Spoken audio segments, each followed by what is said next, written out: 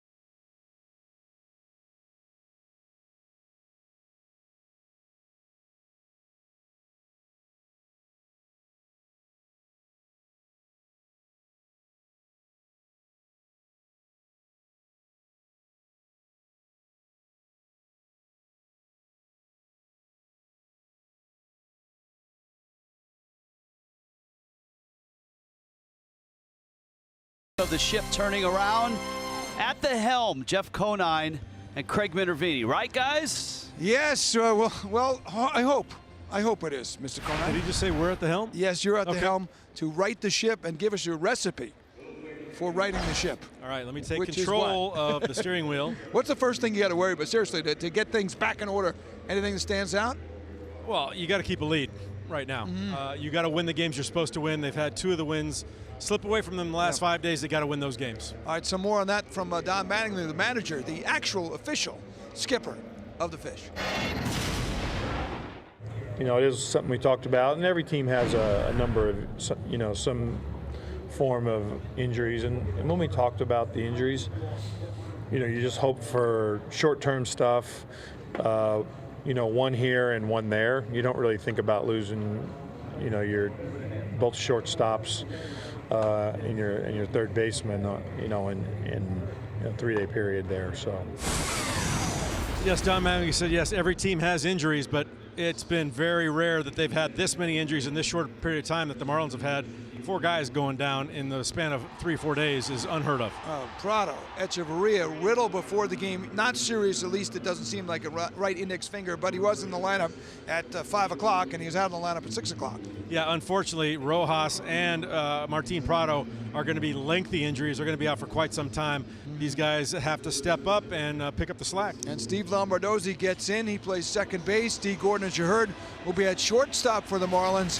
It'll be the first time he'll play in that position since 2013, but he has played a lot of baseball over at short. So it's the Cardinals and the Marlins, Fish trying to snag one before the off day in the Braves on Friday. It's next on Fox Sports Florida.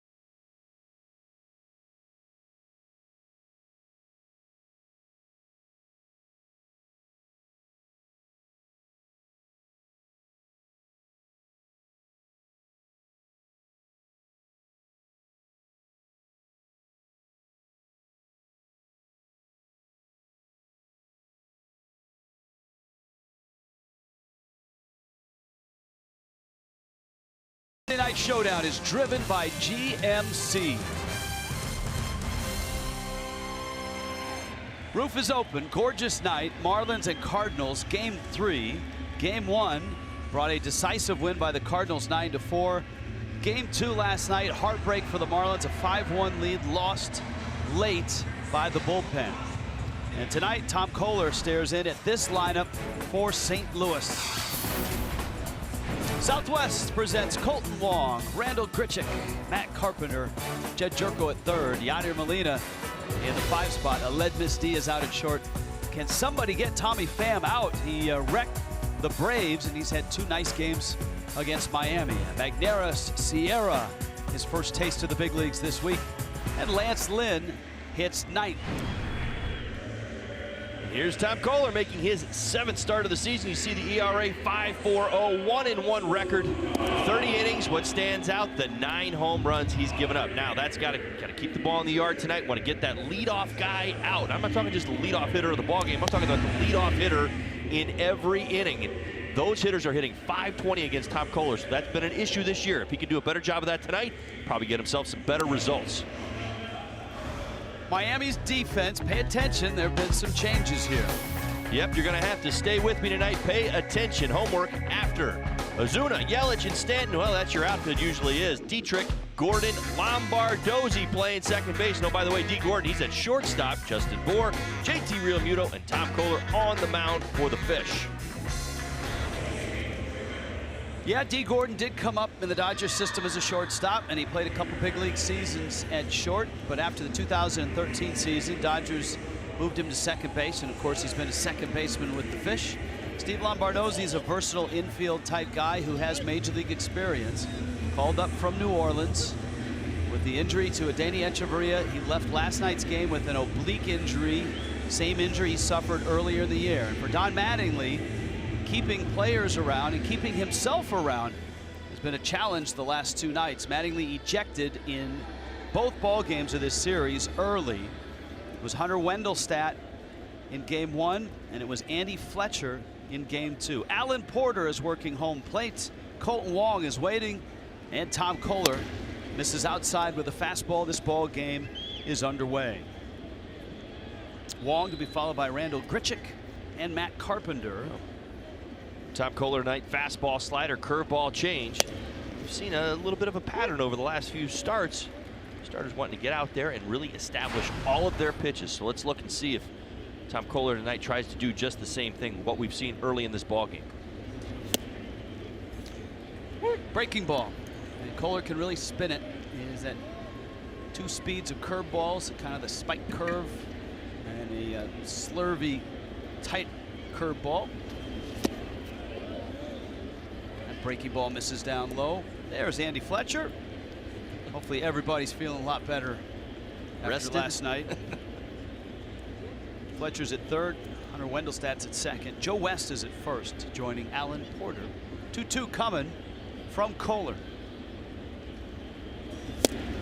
And a good running fastball that Wong chases, and a strikeout for Kohler. Great to see right there. A couple of breaking balls, turns this 95-mile-an-hour two-seam fastball. I guarantee it made it look a little bit harder. Colton Wong right there, and great movement on the outside corner. You see Colton Wong right there almost flailing at it, fooled by the movement and the velocity. Here is Grichuk now. Grichuk, limited time against Kohler, but 3 for 5 with a couple of doubles. And this is an annual event for Kohler and Grichuk. And that is Tom Kohler's 1 start a year against the Cardinals. Each of the last 4 years, Kohler's had exactly 1 start against St. Louis. But of course, the Cardinals and Kohler know each other pretty intimately because of spring training. The teams share complex up in Jupiter. And of course, when you share a complex with a team in spring training, you play against that team an awful lot in the spring. It just makes sense travel-wise. So Cardinals see a lot of the Marlins. Marlins see a lot of the Cardinals. They get to know each other pretty well, and that's what spring training in Jupiter is like. You see quite a common theme throughout baseball, but you do see that common denominator. There's the breaking ball from Kohler. Grichuk holds up. Kohler's last start, kind of the bookend of agony, right? I mean, he had the Friday start in which the Marlins had the 7-1 lead against the Mets. Swing and a miss, and a good sharp breaking ball. And he makes the start after last night, a 5-1 lead squandered late. And in that Mets ball game, Kohler went 5 innings. I'll tell you what, Tom Kohler looks outstanding. 2 hitters into this ball game, has all his pitches working. That's his slider right there, folks. So you've seen the hard breaking ball, 2 versions of that. You've seen fastball, good tailing action as well. Wow, what about a slider right there? 2 batters in, 2 strikeouts. Remember, Tom Kohler's had some issues in the first inning. So far tonight, outstanding. Now Matt Carpenter, a couple hits for Carpenter, and 3 walks. He's been on base a lot in this series. You got Jed Jerko in the cleanup spot, and the Cardinals have hit the Marlins at a bad time. The Cardinals are in full flight after an awful start. See Carpenter talking to Alan Porter about that call. A 3-9 start for St. Louis. They've gone 15-5 since, and they're doing a lot of that heavy lifting on the road, where they've won 8 straight. Over the last couple of seasons, this Cardinals team has been a better road team than home team. Hard to believe that is true. They've struggled more at Busch Stadium than they have on the road. Mike Matheny, skipper of the Cardinals, year number 6 for Matheny. 4 postseason trips. Last year, 86 wins, but they missed the postseason. Carpenter fights off a fastball. It's 1-2. Tom Kohler doing a great job right now making tough pitches. 1-2 count. You're not looking to be up above the knees at the thigh level. We talked about the number of home runs he's given up in his starts this year. What you've seen so far tonight is action down in the zone, good velocity, and good break on his breaking balls. That is a fastball right down the middle. How about Tom Kohler? He punches out the side here in the first. Big right-hander out of New Rochelle. Looking sharp. This game is underway.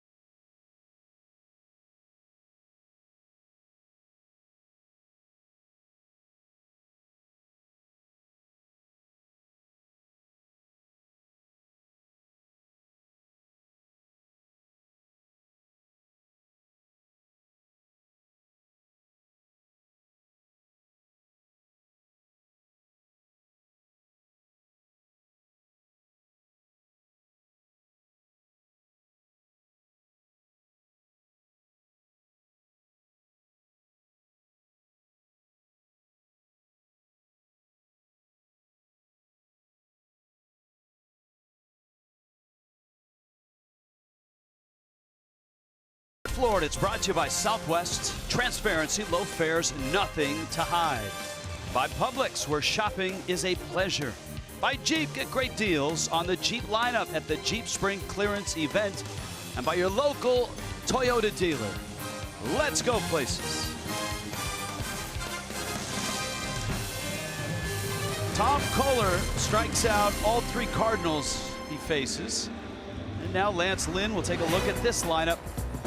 And yeah, that's Derek Dietrich, and yes, he's leading off. It's brought to you by Southwest. JT Realmuto in the 2 spot. Christian Yelich, Marcelo Zuna, Giancarlo Stanton, Justin Bour, Steve Lombardozzi at second, Tom Kohler in the 8 spot, and yes, Dee Gordon is at shortstop. If you just joined us, Danny Echeverria today placed on the 10-day DL, an oblique injury suffered last night, and JT Riddle injured during batting practice. Lance Lynn lives down low with those fastballs. Yes, he does. See the big man right there in his contract year. Yeah, just finishing up a 3-year deal. 3-year, $22 million deal. You see the numbers right there. 4-1 on the season. Has been pitching very, very, very well of late. Last 25 innings, only 16 hits allowed, 0.72 ERA. See what he does against the Marlins. 4 starts, 4 wins, ERA at 3. Dietrich trying to lift, pops it foul.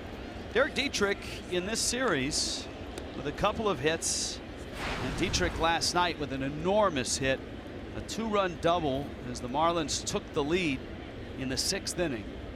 And that was against lefty Brett Cecil out of the Cardinals bullpen. Justin Bohr would follow with an RBI single. Of course, the Marlins were flying at that point, up 5-1. The fun would not last. Dietrich pops that ball center field. Sierra is back. And he's there and makes the catch. Take a look at the St. Louis Cardinals defensively tonight. There we go. Tommy Pham getting the start in left field, and why not? He's been swinging that bat. Sierra has it as well. He too will get another start in center field. Dexter Fowler still resting that shoulder. Grichuk over in right field.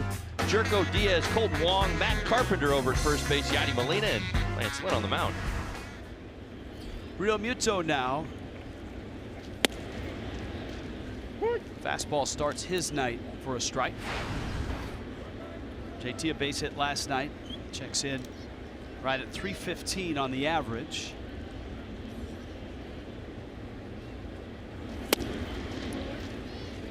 Real Muto an on-base percentage of 357, slugging 435.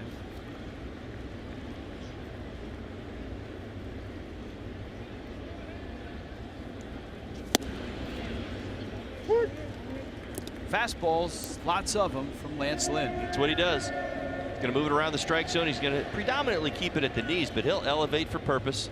It's kind of what he likes to do at times. He'll work you down, down, down, and then start to bring it up into the zone above the letters. See if you'll chase, but that's what he does. He brings that fastball 75% of the time. Auto Nation provides our scouting reports. Certainly, and why not? Hasn't missed a beat. You got to remember this about Lance Lynn. He's fresh off Tommy John surgery last year. He just jumped right back into the rotation. And as I told you, 4-1 with a 2.04 ERA and 6 starts. Holy cow. Loves his fastball. Now get this, folks. In 2015, he threw his fastball 85% of the time. I mean, that is an absolutely amazing number, throwing his fastball almost like Cliff Lee. 2017, he's throwing it 77% of the time, so still predominantly fastballs, loves it. Hitters hate his fastball. You want to know why? Particularly those righties. A 118 batting average against the fastball. And it moves. It moves in, it moves out, it moves down. Well, and that's just, you know, and that's it. So when, you know, you say to somebody, okay, well, he loves to throw his fastball 77% of the time. There's variations of his fastball. He's going to throw the 2-seamer. He's going to throw the 4-seamer. He's going to add and subtract to it. And again, Lance Lynn's very good at that. There's his first breaking ball, and Real Muto swings and misses. Now, Mike Matheny had some strong comments, some strong praise after his last start about Lance Lynn and using those secondary pitches. And you see it right there. That's the slider. And the point is he trusts his secondary pitches. He just loves to throw his fastball. So how I've talked about the Marlins setting up their pitches and kind of getting them into the rhythm early in the ballgame. Lance Lynn doesn't really have to do that right now. He's locked in. He's throwing the ball really, really well. You're going to see that fastball an awful lot tonight, and you're going to see the occasional slider at that right moment.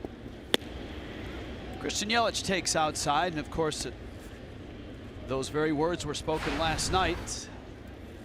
Pitch was called a strike. Yelich arguing at the plate, and then arguing from the dugout, was ejected. And the pitch is out. It was a big moment for the Marlins, obviously, with all the injuries they had suffered going into last night, let alone today. Yelich ejected early. Don Mattingly was ejected right after Yelich.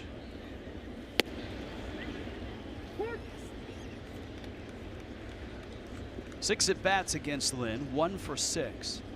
There really isn't anybody in this Marlins lineup that's had great success against Lynn. But then again, as you pointed out, he didn't pitch last year. His Tommy John surgery actually happened in November, so his return a little different than someone that had it in the middle of a season or early in the season. He did get back last year and pitch simulated games, minor league games. Here's the 3-1. Yelich cracks one, center field deep. Back goes Sierra at the wall, gone. A long, long homer for Christian Yelich. Good to see him back in the lineup tonight.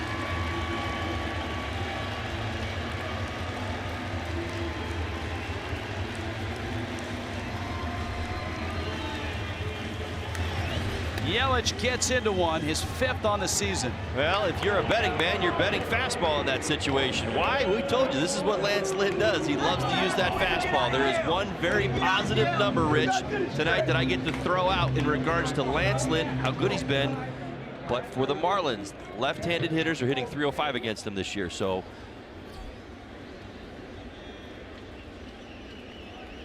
here's Marcell Ozuna with 2 outs. Fastball is up.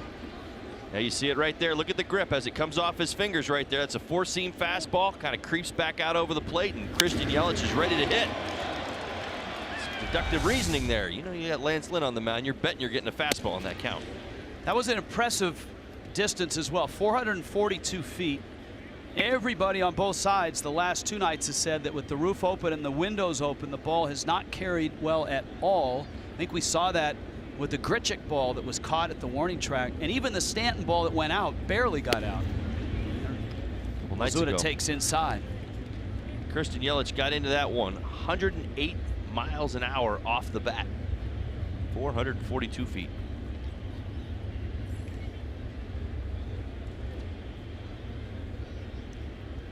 $11 home runs for Ozuna.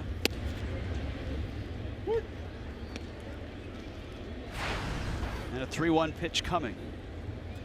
Now, this is a good hitters count. I love this matchup tonight.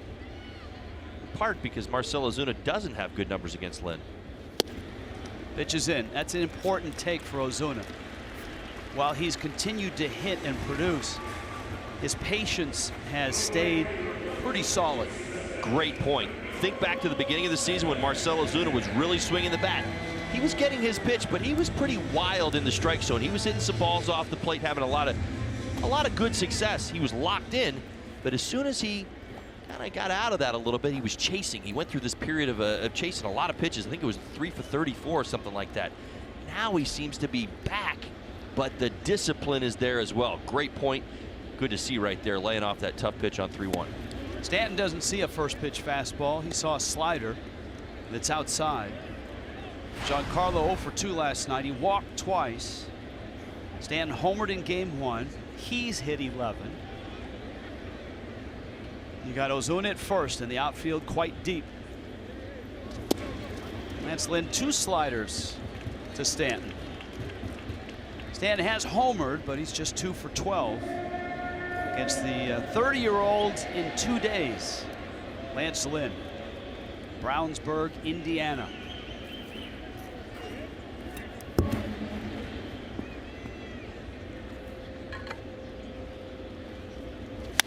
Stanton, a missile into left field. Ozuna pulls in at second, and Giancarlo Stanton has a rather loud single. Wow. That was a heat seeker leaving the infield off the bat of Giancarlo Stanton. My goodness gracious. I think you could almost feel it up here. Holy cow. Sitting on that fastball right there, 2-0 count. Great swing, ready to get it through the zone, and it was a nice job pulling that into left. I'm going exit speed on that about 112, 114. Well, I didn't want to jump. I'm not one for stealing thunder here, but as impressive as Yelich's homer, I'm like, that's got to be at least 112. 115 miles an hour off the bat. My goodness. Now Bohr. Marlins have a run, but they've got 2 runners on with 2 outs. Justin Bohr against Lance Lynn. Bohr has faced him twice.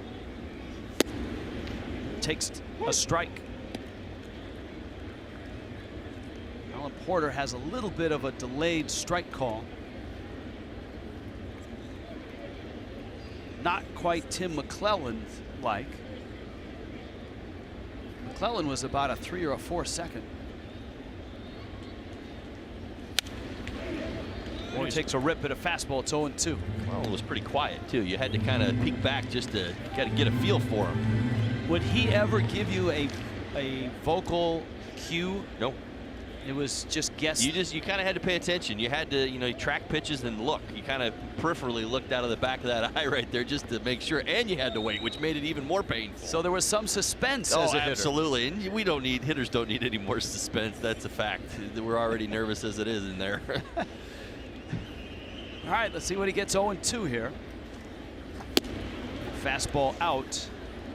Now the Cardinal infield is traditional right now, except for Wong, who's about 15-20 feet out on the outfield grass. But you can see Diaz, the shortstop, Jerko, the third baseman, relatively normal spots. Ozuna and Stanton out there, 1-2. It's way out. Well, that's Lance Lynn's changeup. Really hasn't thrown that too much this year, less than 5% of the time, but searching for things a little bit here in the first inning.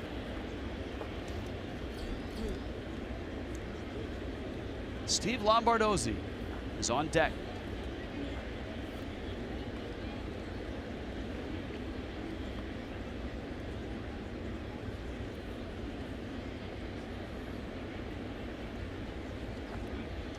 Two to Bour. Low fastball, deep, and gone! Upper tank, 3-run shot for Justin Bour, 4-0 Miami.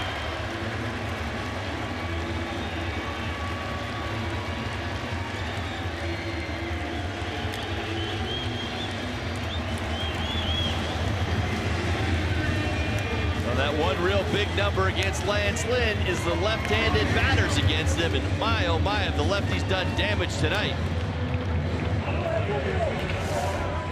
Look at the grip. This is the split change from Lance Lynn. He talked about trusting those secondary pitches. Look at the effort, the work by Justin Bour to go down and get that pitch. My goodness gracious. Great extension right there, and a 4-0 lead for the Marlins. Yelich and Bour. And here's Lombardozzi. I'm always amazed at Bour's swing in the age of the follow through and guys releasing the hand and getting that full extension. It's so short and so compact and yet so powerful. Well, I mean, I think we see the power certainly in his body type and his body style. There's no doubt about it. He's got broad shoulders. He gets to the ball, and when he does, he's got power to all fields. But you're right. Gets that somewhat untraditional extension from one of the bigger guys. Short through the zone, and then he extends out towards the pitcher. Lombardozzi is a switch hitter. And if you just joined us and you're saying, who's Steve Lombardozzi? And his name sounds familiar. Well, for Marlin fans, they saw a lot of him with the Washington Nationals from 2011 to 2013. Swing and a miss there, and Lynn gets the strikeout. But the Marlins go deep twice. Long shots. Yelich goes dead central. That's 442 feet. Bour goes second deck, and that's a 3-run shot.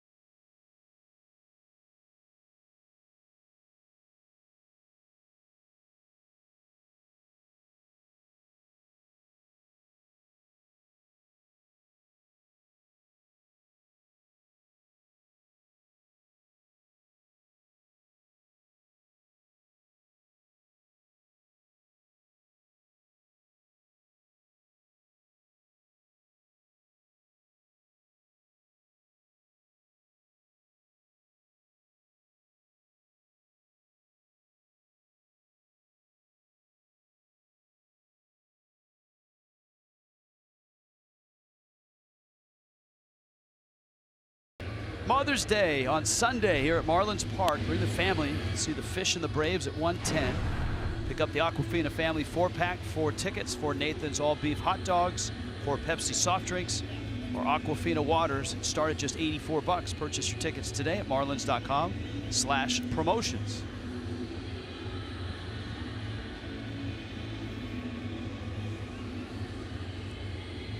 Well, the Marlins lineup tonight undergoes yet another major change because of two injuries. One suffered in the game last night, one suffered in batting practice.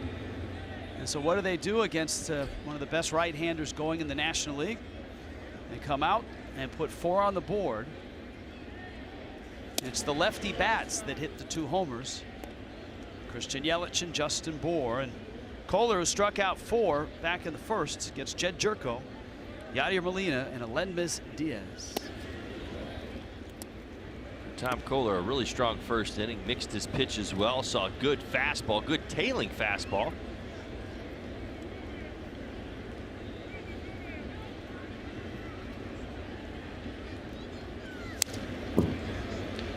See the willingness from Tom Kohler tonight to use the 2-seam fastball more than the 4-seam fastball. Now, talking stats here, his 4-seam fastball has been hit a little bit harder than that 2-seamer, and you've seen tonight the willingness to really stick with the 2-seam fastball. That's the fastball that'll kind of run in on the righties, a little bit away from the lefties. But when you look at the numbers, it's been a better pitch for him. Now, at times, he hasn't been as consistent with it, throwing it for strikes, but tonight he looks like he's in a good spot right now. And he's been able to flip that breaking ball in there for strikes. Well, you can't be both, and this Cardinals team is a good fastball hitting team. So you get my drift here. Good breaking balls tonight could be that thorn in their side.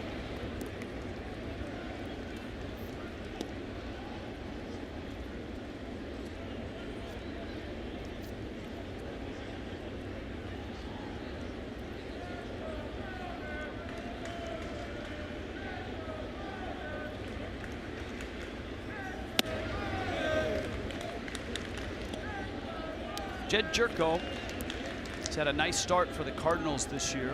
He's already popped 6 home runs. He was their home run leader last year. Who would have thought that? Hit 30. That's outside corner.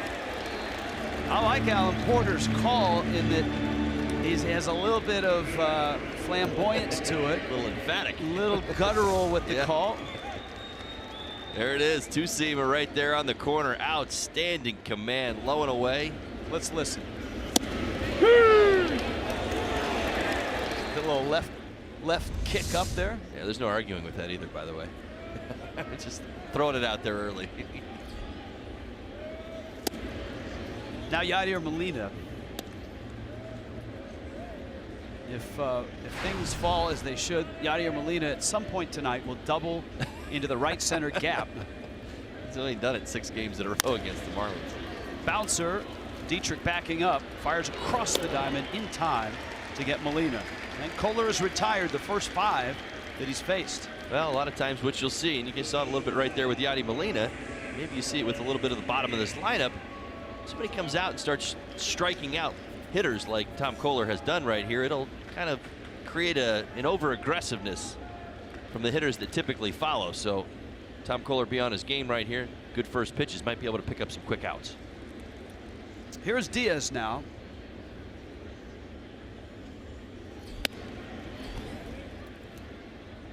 Craig Minervini with a terrific interview on Marlins Live with Aledmys Diaz, neighbor and good friend of Jose Fernandez, Santa Clara, Cuba. Lines it into left field for a hit.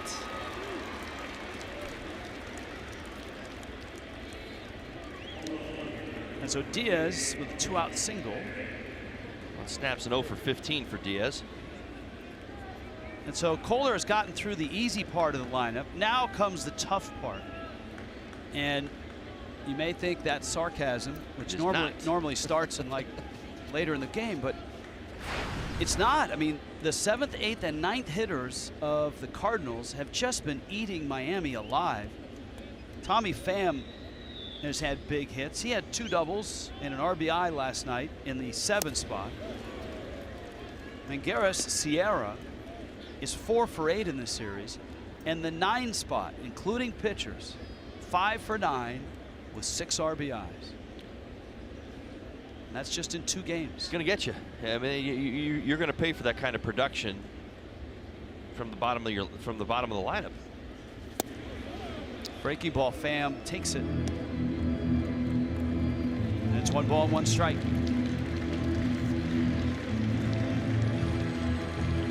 Cardinals have won 5 in a row. Lifted their record 4 over. First place in the National League Central. Miami 6 under. Jam shot. Hey, D. Gordon gets a ground ball at short. Flips it on to Lombardozzi. And the Cardinals are done in the second. 4-0 Miami.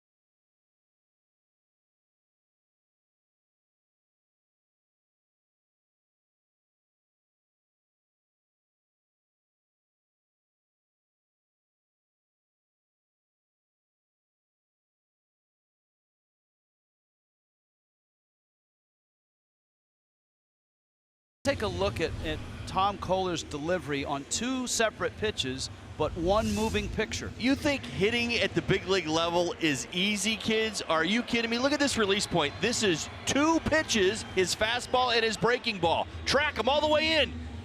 Exact same spot, JT Realmuto not even moving the glove. Jerko didn't have a chance, and I'll tell you what, he keeps this up tonight, he's going to get great results. Neither did the ghost of Jed Jerko. Wow. In that shot. Yeah, I'm telling you, that is a great example of what a hitter has to compute in the batter's box. Here's Koehler now, and once again, Don Mattingly has the pitcher in the 8th spot, D. Gordon hitting 9th. So it's Koehler, Gordon, Dietrich. Second inning against Lance Lynn, and Miami played long ball in the first. 2-out solo homer by Christian Yelich. Marcell Ozuna walked. Stanton hit a bullet of a single, and then Justin Bour reached the upper deck in right field. And that's how this game has arrived at 4-0. And Lynn, this is start number 7. He'd given up just 4 homers coming in.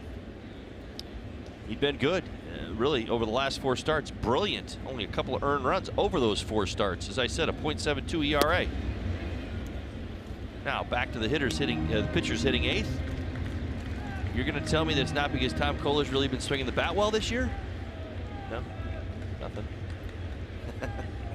Nothing. That's all right. One of these guys is going to back me up. I'm going to throw it out every night till we get a pitcher that gets a hit. Well, look, Dan Straley with a sacrifice squeeze. That was outstanding, right? I don't know, but that may be better than a hit, right? I don't know if that was the 8th spot, but we need a pitcher to get up there and get a hit so we can say, well, he's hitting 8th because he's a good hitter. Koehler rolls it out to second. This was a big moment at the time in last night's ball game. On a 3-2 pitch. Oh my! 1 for what? 64. Yeah, and that's what everybody at home needs to understand. Not only is this an incredible bunt, again, the Cardinals kind of had given up on it because of the way the count had gone, but it's 1 for 64. I mean, he's not handling the bat all that well. Now, he is a good bunter, I know that, but in that situation right there with 2 strikes, he had to be perfect. He was better than perfect. Here's Gordon, his first at bat of the night. Now, out to the telecast, you said D. Gordon playing shortstop. Not all that worried about it. I'm not. Good athlete, good hands. Again, it's going to feel a little different, but I think the timing's right, and I'll explain in a second. This team right now is going through a lot. They're losing teammates to the disabled list. They're not playing great baseball. Losses have been piling up, 3-11 over the last 14. Sometimes change just for change's sake is a good thing. It gives you a fresh perspective.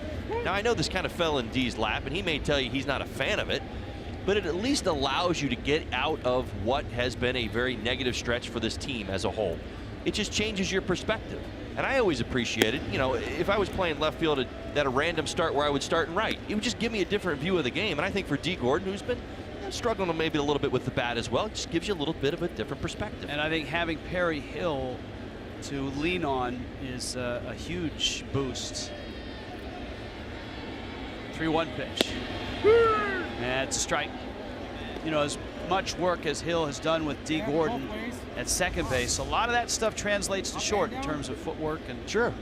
all of that. That is a strike. It was right at the letters. See what he gets. 3-2. Fastball up. Gordon walks. Derek Dietrich, not a member yet, but AARP will help us get to know him. Yeah, he can juggle. I mean, he can really juggle. We haven't seen chainsaws yet, but I'll bet you he could do that too. 60 times he's been hit by a pitch in the big leagues, and he has started at 4 different positions. So if this thing doesn't work out, maybe the circus. Sorry, I'm caught up in the juggling right now. I'm watching. All right, you got Gordon at first. Lynn on over to first. D sitting on 9 stolen bases.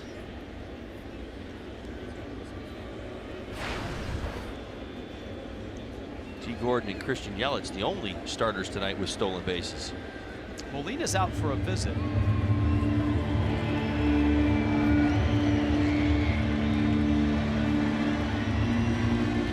So let me tell you this, Rich, real quick. So I'm with the Los Angeles Dodgers. My first 5.5 seasons in the big leagues. I'm an outfielder, always have been an outfielder. Eric Karros jams his finger. We're in Colorado. I've been swinging the bat particularly well at the time, and manager comes in. David Johnson, you're playing first base tomorrow. That was how my first big league start on a big league infield happened. I had never even put a first baseman's glove on. So D is honestly more qualified and certainly more prepared for the start at shortstop than I ever was that day. And the advice I got, knock it down and flip it to the pitcher. I mean, it's as simple as that. But I mean, the idea is that these guys are great athletes. They're world-class athletes.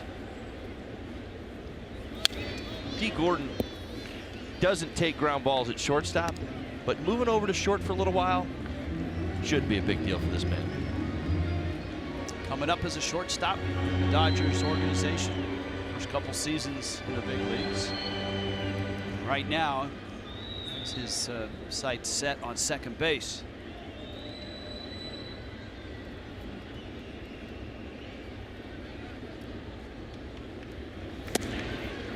Pitch is in.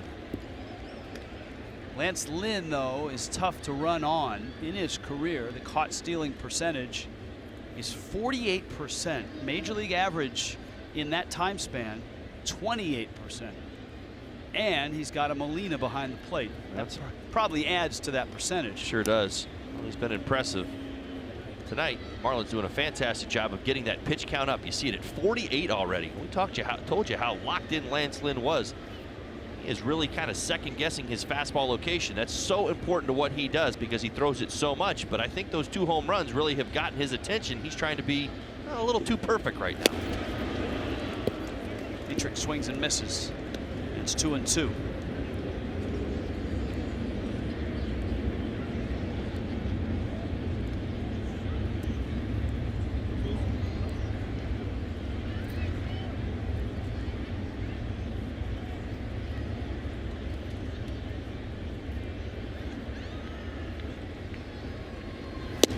Lynn misses out. Now at 3-2 with 1 out. You expect D. Gordon to be on the move. Yeah, why not? D is at 9 stolen bases on the season here. Regardless of the circumstances, you got to trust that Dietrich is going to get the bat on the ball, put it in play. We've already talked about the quality of bats that the lefties have been doing. For me, I think you put them in motion.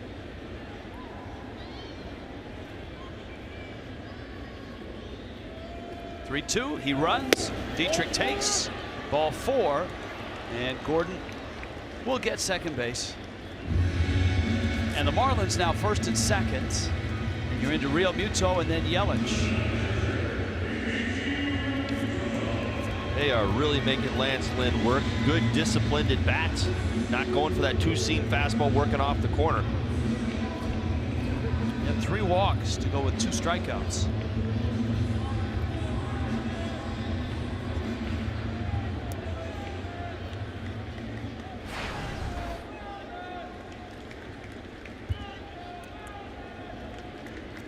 JT Realmuto, strikeout back in the first.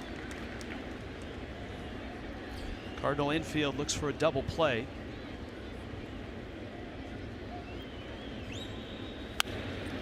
Realmuto fouls it back. It has been such a tumultuous week. It started on Wednesday of last week. And Edinson and Volquez and Wei-Yin Chen both all of a sudden arose with issues. Volquez the blister. Chen, who would throw a bullpen a day later and say that his arm felt fatigued. Both of those guys went to the 10-day disabled list. 0-1. And then of course Sunday, the day game in New York, it all happened so quickly. Miguel Rojas, who was just smoking hot and playing the heck out of shortstop or wherever he was, went out with a sore thumb. Martin Prado came into the ball game and promptly hurt his hamstring trying to go from first to third. Both of them are on the disabled list. That pitch is in. Rojas the 60-day because he's got surgery, and Prado at least a month away from what we're told. The only reason D. Gordon may not want to play shortstop is the list you just gave me. Riddle. I mean, even today. 1-2. It's almost like a virus. Well, today, Danny Echeverria, after an exam, was found to have an oblique injury. He did it in the middle of the game last night. He's on the disabled list now. So JT Riddle, during batting practice, taking ground balls, and on his throwing hand, that right hand, he caught a ground ball off the end of his finger. See that black tape on the right finger? He's not on the disabled list, but he's unable to go tonight. Good battle here. Realmuto and Lynn. And a high pop out of play. So, in the span of a week, that's 6 key players, 2 frontline starters for the Marlins, 2 infielders on the left side with Rojas and Prado, Echeverria, so you lose your 2 shortstops, and then Riddle, you lose your 3rd shortstop. Right, I don't mean to pile on here, but they were already in a bit of a regrouping kind of phase for the team before these injuries even came in the way. All right, 1-2 on Realmuto. Slow bouncer, third base side. Jerko goes to second, and that's it. Good job by Gordon to avoid Jerko. That's going to give Yelich an at-bat here with 2 outs. The Marlins extending innings, allowing the double plays to get turned. They're doing a good job giving themselves some extra opportunities against Lynn. Watch D. Gordon's read right here. This is a slow roller, so he's going to watch Jerko come into the view right there. Does a nice job stopping, putting on the brakes. The momentum from Jerko carries him past him. He could have probably gone after D. Gordon right there. Not sure he would have gotten him, but still would have only been able to get the 1 out. Yelich took a fastball and hit it a long way to center, 442 feet.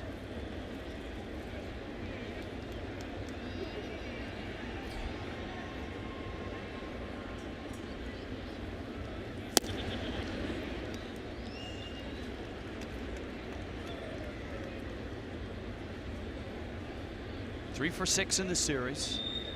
Now 5 home runs for Yelich. Of course, last year a breakthrough power year for Christian. 21 home runs.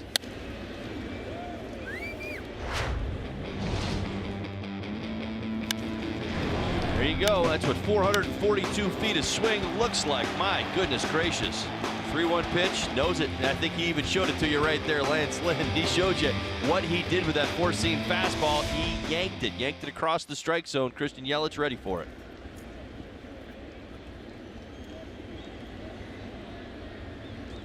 Gordon at third, Real Muto at first. Yelich sends a fly ball down the left field line.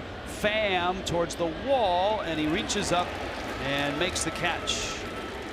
And the Marlins retired. They leave 2 here in the second. Lance Lynn already at 60 pitches.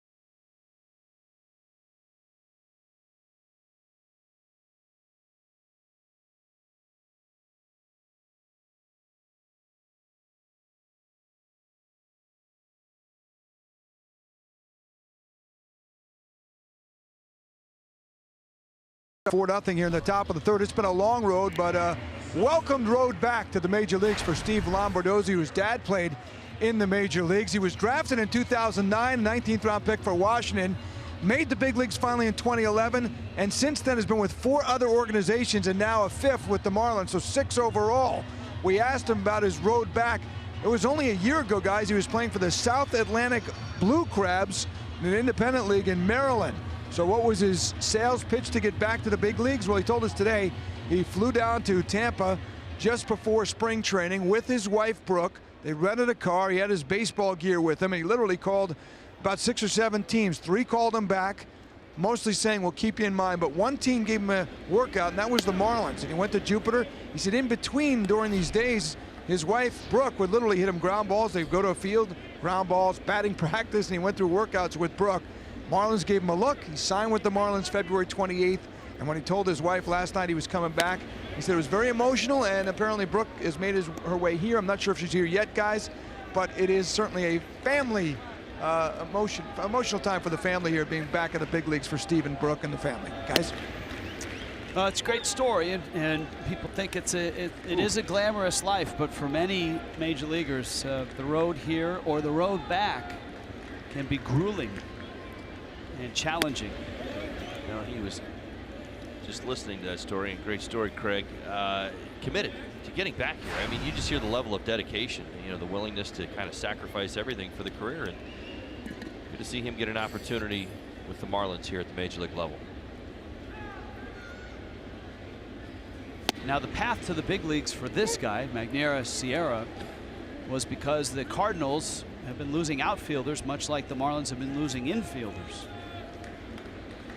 Steven Piscotty on the DL, Jose Martinez the DL, Dexter Fowler's shoulder still sore. And the Cardinals turn to a guy playing in Palm Beach in the Florida State League. Palm Beach Cardinals, 21-year-old Dominican. And just the stories of him walking into the clubhouse in Atlanta and looking around and seeing what was going on, and turning to someone and saying, now what do I do? Right. And the person said, maybe you should get something to eat. And he looked at him and said, eat? They have food here? Right. Well, so far what we've seen from him in this series and what we heard about him in the Atlanta series, he seems to be most at home between the white lines on the field. Lynn trying to bunt, fouls it back to the screen. You see the 357 average for Sierra. He has played. I mean, he took an extra base last night. Marcell Ozuna on that throw home. He's run the base as well. I know he's not really in the position to say, all right, well, I'm here to stay, but he is definitely on Mike Matheny's mind.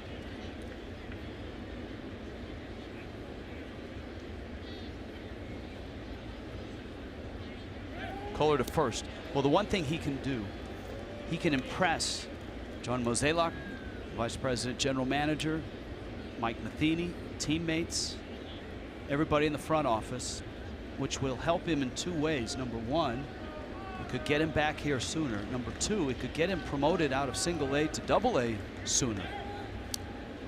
If they watch what they've seen and say, hey, look, this guy looks comfortable in the big leagues. Oh, no doubt. Let's put him in double A and see if the progression keeps. That's absolutely a guarantee. I mean, what he's picked up, and again, we don't know how long he's going to be in the big leagues, but what he's picked up and what he's shown over the week that he has been in the big leagues certainly would warrant that, unless he's in A-ball for a specific reason or a specific coach. Sometimes that happens. Lynn is swinging, much like the other Cardinal pitchers that we've seen who've done it quite well.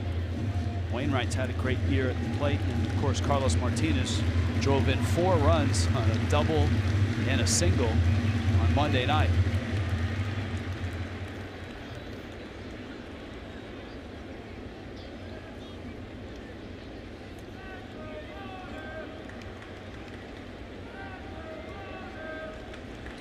Lynn is just 1 for 12 this year.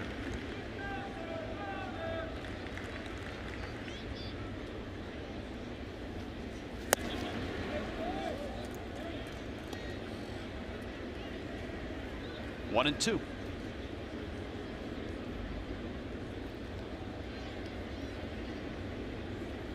Well, even this bat is an example of how much Mike Matheny trusts his pitchers with the bat. Swinging early in the count, has him scoring around with 2 strikes.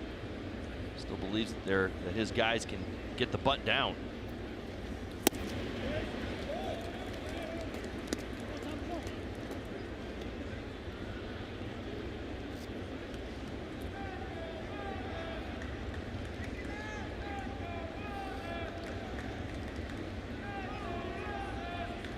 Saw Matheny giving signs, flashing him out to Chris Maloney, the third base coach of the Cardinals. Bunting, and he missed it. And that's a strikeout. First time through, Tom Kohler struck out 5. Hey, Friday night, the Braves are here. Freddie Freeman and the Bravos enter Inciarte. Nick Markakis, and the Marlins hope they get Edinson Volquez back on Saturday. Jose Urena makes start number 2, and that'll be interesting to see if he can duplicate his first start. Marlins sure hope so. That'd be a big boost to the rotation. Well, I'll tell you what, 63 pitches, 6 innings. I'm excited to see what's next as well. He was just a bright light in a dark spot with where the starting pitching was and the injuries and everything going on. That getaway day in New York, man, oh man, he just went out and threw strikes. He got ahead of hitters. Brilliant, brilliant performance. Colton Wong struck out back in the first. Sierra with great speed away from first.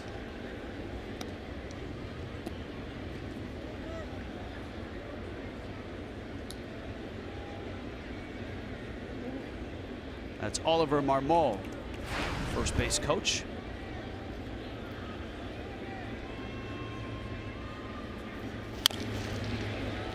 That one wide of first. A big breaking ball right there. You mentioned that first time through the lineup, and again, the number's not particularly good for Tom Kohler this season at first time through the lineup. You talked about the 5 strikeouts. What's impressed me, how he has used his entire arsenal, and he has mixed his pitches. When you're thinking curveball, he's gone fastball. When you're thinking fastball, he's gone slider.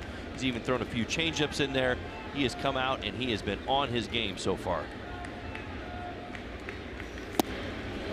0-2, Real Muto held it. Great miss right there, just below the knees. Just goes to show you where Tom Koehler is right now. That is a really, really good 0-2 pitch. 95 miles an hour, and you see that two-seam action to go along with it.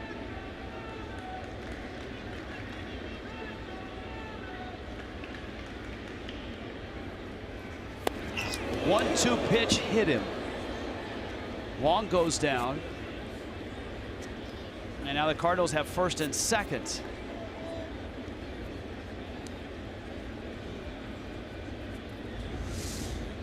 Well, this is the slider. We've seen this a couple times this year from Tom Koehler. Just too much depth out of his hand. You see it almost getting around that slider a little bit too much. Look at the break, kind of just hunts his foot. That front foot right off the top. Gonna feel that one for a little while.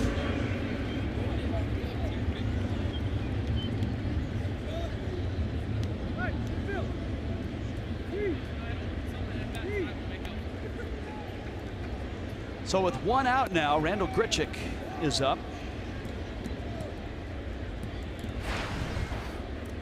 A walk, a strikeout, and a hit batter here in the third.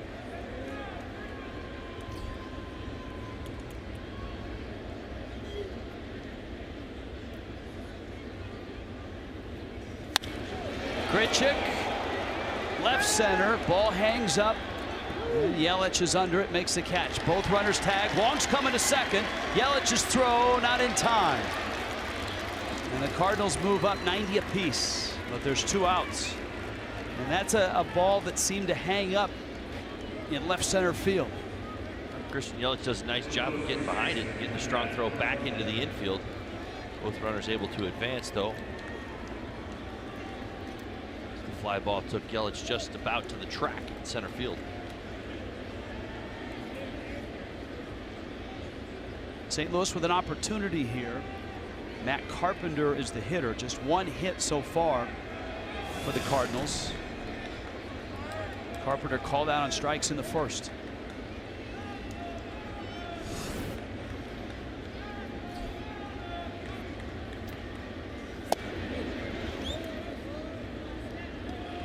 Just all kinds of nice numbers for Carpenter in his career and in his 2016 season. You go through the years and it seems like one stat will pop up. 2013 he had 55 doubles. 2014 he walked 95 times. 44 doubles in 15. Last year a 380 on base percentage with 36 doubles and 21 homers. Tom Koehler needs to be really careful here in this spot. We've talked about it. A few of the things that Tom Koehler has struggled with this year. One is left-handed batters. I've already given you those numbers. Give them to you one more time. 6 homers from the lefties, 354 batting average against, 792 slugging for the lefties. Now we talked about how hot Carpenter has been, so this is a 2-0 pitch. He's got to be real careful right here. Fastball misses out. Carpenter homered in every game in Atlanta. Cardinals swept the Braves in what seems like early on a great place to hit, especially long balls. The new ballpark, SunTrust Park in Atlanta. Marlins will head there in June. 3-0 pitch. And that's a strike. Strike at the knees right there from Tom Koehler. Expect borderline pitches right here. Remember, you have first base open, 4-0 lead.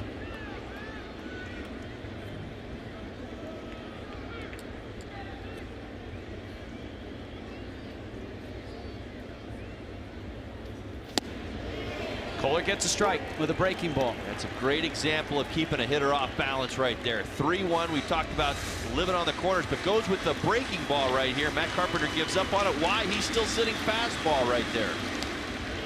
See him? Out on that front leg just a little bit. Had to give up on it. Full count, 3-2. Runner second and third. And he missed. Tried to come back with a breaking ball. Carpenter walks. And here is Jerko.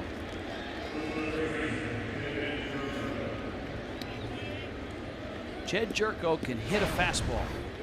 3 grand slams in his career. And in this series, a couple of hits, a double.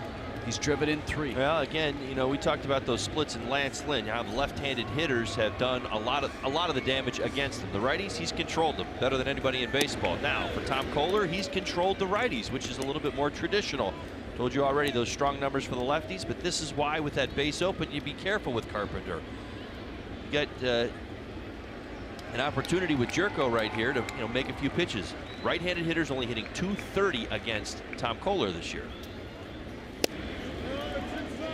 That's in, and now Jerko is in a fastball count at 2-0. This inning, the ball strike ratio all of a sudden has flipped. It has. A lot of close pitches. He's not like he's way off the zone. It's been very, very tight. Just missing. 2-0 lined into right field. That's a base hit, and it will send a throw that's cut by Bohr onto third. Everybody is safe, and the Cardinals get 2 runs.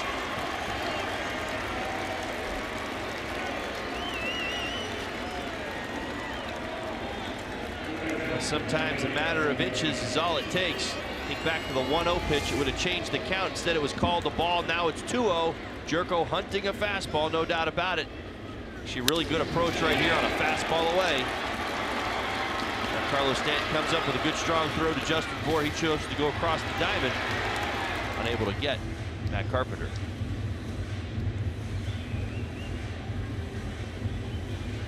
Juan Nieves a visit. Carpenter now at third base. Jerko is still at first, and a 4-2 ball game.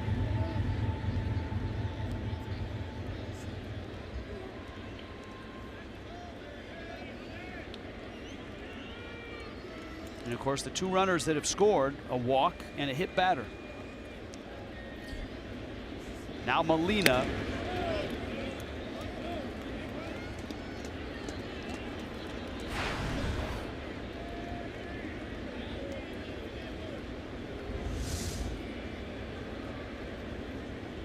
Just at the top of the zone, just outside.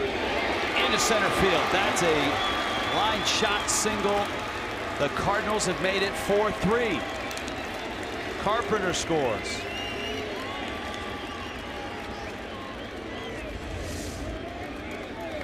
Now this is a slider, and that's a big difference than the slider you saw that first time through the lineup. This slider hangs up at the top of the zone. Yadi Molina heading to count 1-0, looking for something up. Gonna put a good swing on it and line it back through the middle. Talked about how much good depth that Tom Koehler had. Early sliders in this ball game. That right there clearly hanging at the belt. Well, a scary shot there. That ball whizzing right by his head. Hard hit. Gordon on his knees gets the out. Nice play on a ball that was blistered at him off the bat of Aledmys Diaz. Cardinals get 3 of the 4 back. A 1-run Miami lead.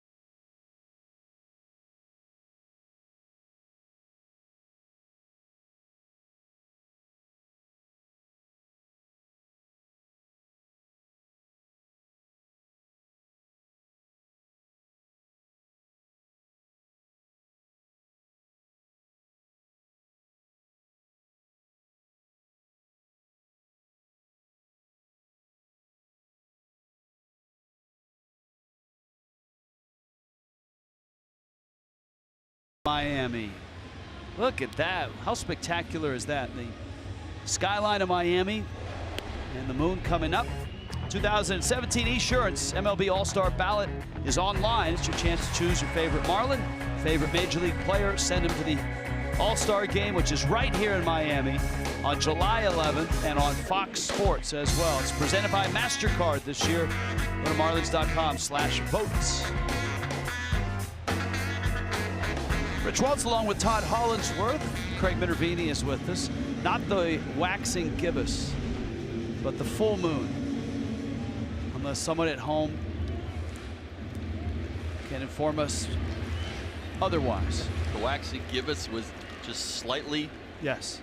short of a full moon. Yes, I always get it confused with waxing or waning. I'm not really sure. Waning's going away. Wayne's World. I'm confused. Party on. Marcell Ozuna at the plate. And he takes outside. Well, the Marlins in the first jumped all over Lance Lynn, and this is a part of the lineup that did damage. Ozuna, after Yelich homered, walked.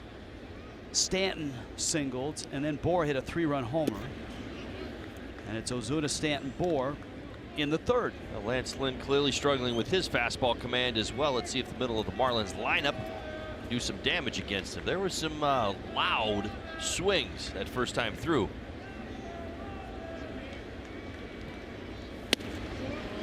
Distance on the Yelich homer was 442. No distance given on the Bohr homer from StatCast, but it's straightaway right, upper deck. My guess would be about 410, maybe 405. What's the matter, Jimmy? Come on, man. No numbers? Not yet. John Chimchuk, our baseball historian, is efforting to Jimmy find is the best. Best there is.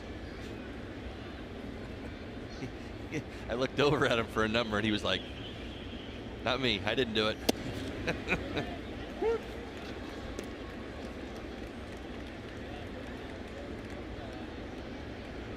Count goes full on Ozuna. He's hit an 11 straight, 5 homers in those 11 games. And a little pop up to right field. Late break by Grichuk, and he gets there and makes a terrific sliding catch. Randall Grichuk in right field. Well, this is a nice recovery. Did get a late jump on this, one step back, but able to close. Ball's in front of him. Remember, Randall Grichuk has played all these outfield positions. Shouldn't be surprised at that great running catch right there. He's actually played center field, does play left as well. Very good outfielder.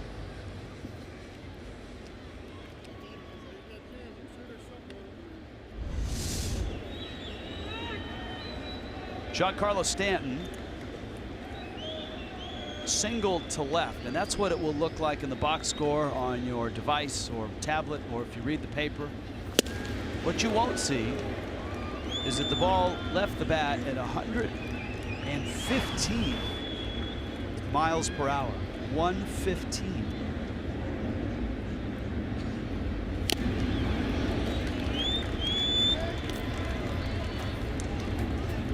A lot of breaking balls in that first at bat from Lynn to Stanton. Lynn was scrambling around a little bit as he got hit hard there in the first inning.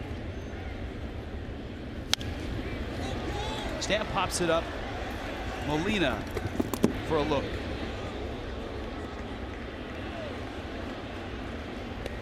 And if you can't watch the Marlins at home, you can take them with you and just stream them live on your tablet or your device.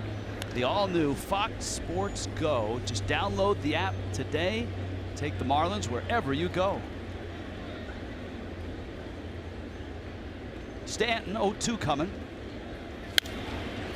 Fastball elevated. 96 from Lynn. That's about the top end from him. Well, he'll see every now and again. He'll kind of go that country hardball, if it's what you call it. He'll just turn, kind of get a little extra turn in his hip and let it go at a four-seamer at the top of the zone. You've seen a couple pitches leading into this at bat here with Stanton at the top of the zone as well. Here's the breaking ball. Stanton gets a piece of it.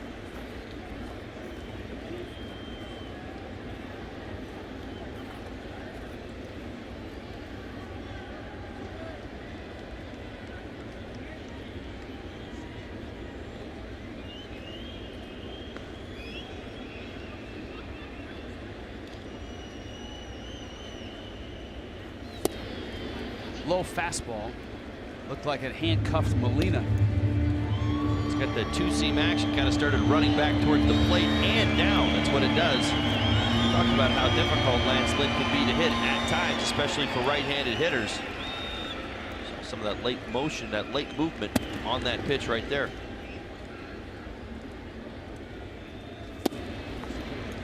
Stanton not biting.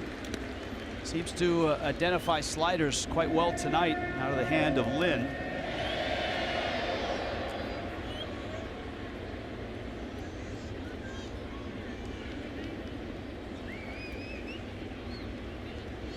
Coming in and missed. Take right there by Giancarlo. Two-seam fastball in off the plate and the slider away that you referenced. With 2 strikes, showing very good discipline. Justin Bour is on deck. Count full, 3-2. Stanton, another scorcher. This one right center. Grichuk has it. Cardinals had a shift going, and that's a great sign to see Stanton battle with that many pitches, identify all the breaking balls, and then send one into right center. Well, I'll jump on as well and add that this was an 0-2 count to start. This is Giancarlo Stanton battling his way back into the at-bat, getting himself a better fastball to hit right there. These are really good signs as Giancarlo showing life and kind of coming out of that little bit of a funk that he was in. 2 really good at-bats against Lynn tonight.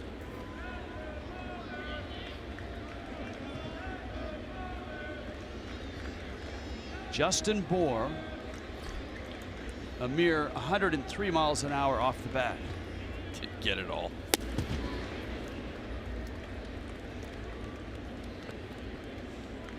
Well, Bour's homer to right, his 5th of the season. It was a 3-run shot. He's driven in 21 now.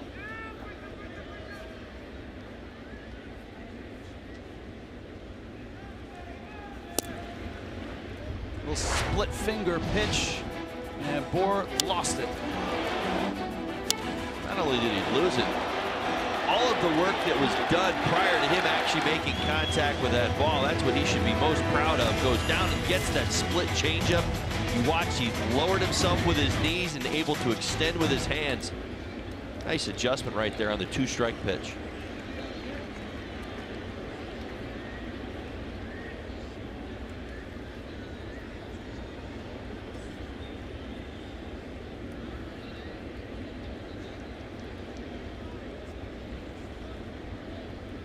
.30 pitch, and Bour takes a strike. So 3-1, 1 out.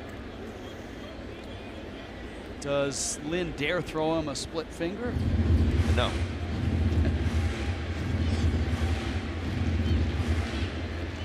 Lombardozzi's on deck. Unless he wants him to lose it again.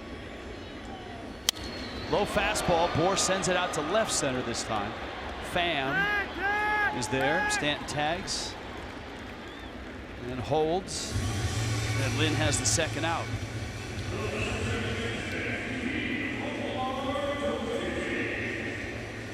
South Florida Honda dealers, get you ready on Friday night for Braves and Fish. Craig Minervini, Jeff Conine, Mike Fultonevich, Jose Urena, Don Mattingly. Certainly will have a lot to talk about on Friday. I'm sure updates with Edinson Volquez and Wei-Yin Chen. The Marlins are waiting a day after a bullpen session by Chen today to see how he feels. Everything went well with Volquez, and fingers crossed, it sounds like Saturday. Lombardozzi out to short. Diaz flips to second, and Miami is done in the 3rd. 3 innings here in this one. It's 4-3 Miami.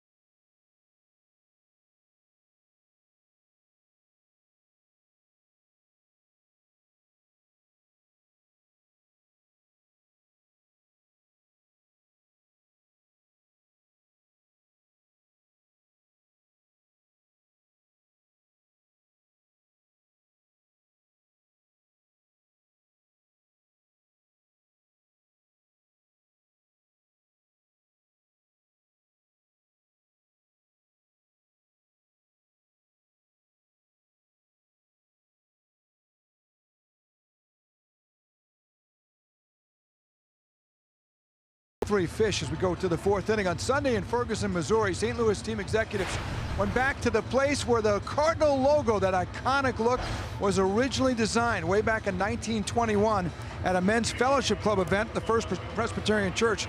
Team manager Branch Rickey noticed the great table designs that had Cardinals on them. A lady named Allie Mae Schmidt set them up, designed the tablecloths. Rickey went over to her, said, "Can you put that design on a uniform?"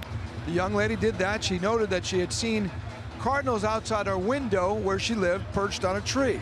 Less than a year later, April 8th, 1922, the Cardinals debuted this iconic logo on their uniforms against the St. Louis Browns, and that look remains pretty close to what it does today, almost a century later. Great logo. Yeah, birds on a bat, isn't that what they call it, Craig? Birds on a bat. 2 red birds, and it is great. It has certainly endured. This is Tommy Pham. Happy to have birds on a bat on his jersey. Pham, a guy that has had 6 different stints with the Cardinals. Always seems to come up with a big home run or have a big game during his stay. Pham out of Las Vegas.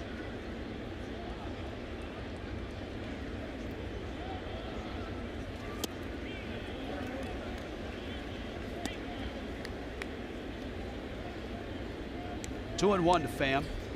For Tom Kohler, he faced 8 in the 3rd, and his undoing was wildness. 2 walks, a hit batter.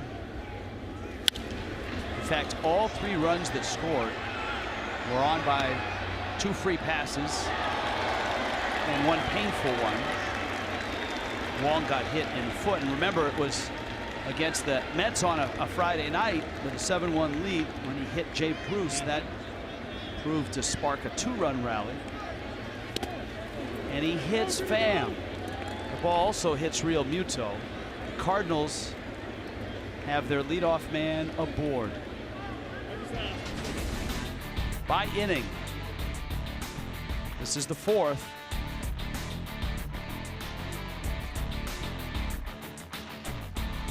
Tonight, the first was brilliant. In fact, he struck out the first 4 hitters he faced on the night.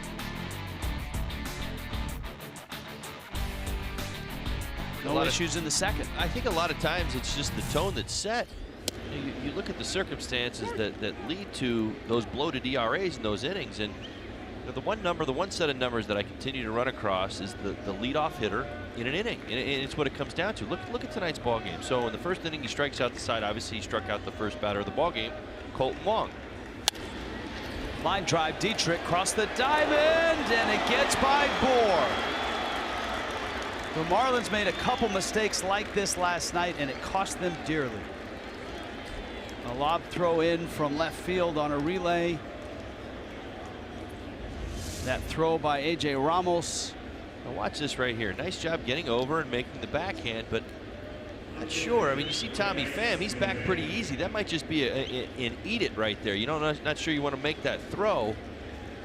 For Justin Bohr, going to try to keep that on the infield. Skips by him. That was a tough throw to handle. So Sierra's out, and here's Lance Lynn. And you've got speed with Pham at second, and right now nobody holding him on. Lynn up the middle, Gordon has it. And D. Gordon fires on to first in time. I'll finish that thought. Just the first inning, you saw the strikeout of Wong, ends up getting through the inning, the first inning. No problem, strikes out the side. Second inning, strikes out Jerko to get things rolling. Does give up a hit in the inning, but no damage. What happens in the 3rd inning? Walks the first batter. That batter's going to ultimately score. Here in the 4th inning, hits Tommy Pham. Now he's got a runner in scoring position that he has to keep from scoring. Colton Wong, a strikeout. And as we told you, got hit in the foot on a breaking ball from Kohler back in the 3rd. Dietrich, a foot on the grass. Wong takes out. And it's 2-0.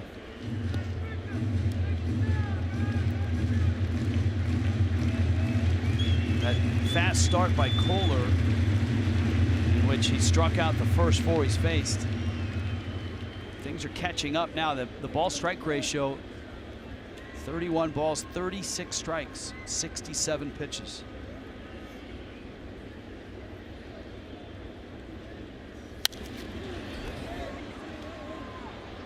Still has good velocity on his fastball. You see it right there in a challenge count, 2-0, but able to get it up to 95. Colton Wong a little late on that fastball.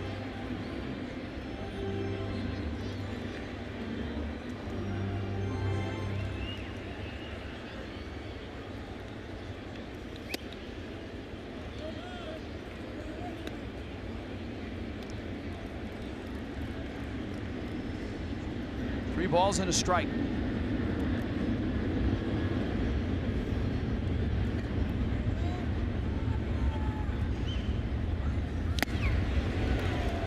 Wong unhinged on that swing. Yes, he did. He's going for the lead, not for the tie right there with that swing. Where do you go here if you're Kohler on 3-2? Yeah, I'd like to see maybe that two-seam fastball. He got Colton Wong on a great two-seam fastball his first at bat up that was tailing off that outside corner. He showed the willingness to chase. Let's see if he does it again. Fastball jammed him. Nice pitch by Kohler. Stanton is there, and he makes the catch. Miami and Tom Kohler lead the Cardinals 4-3.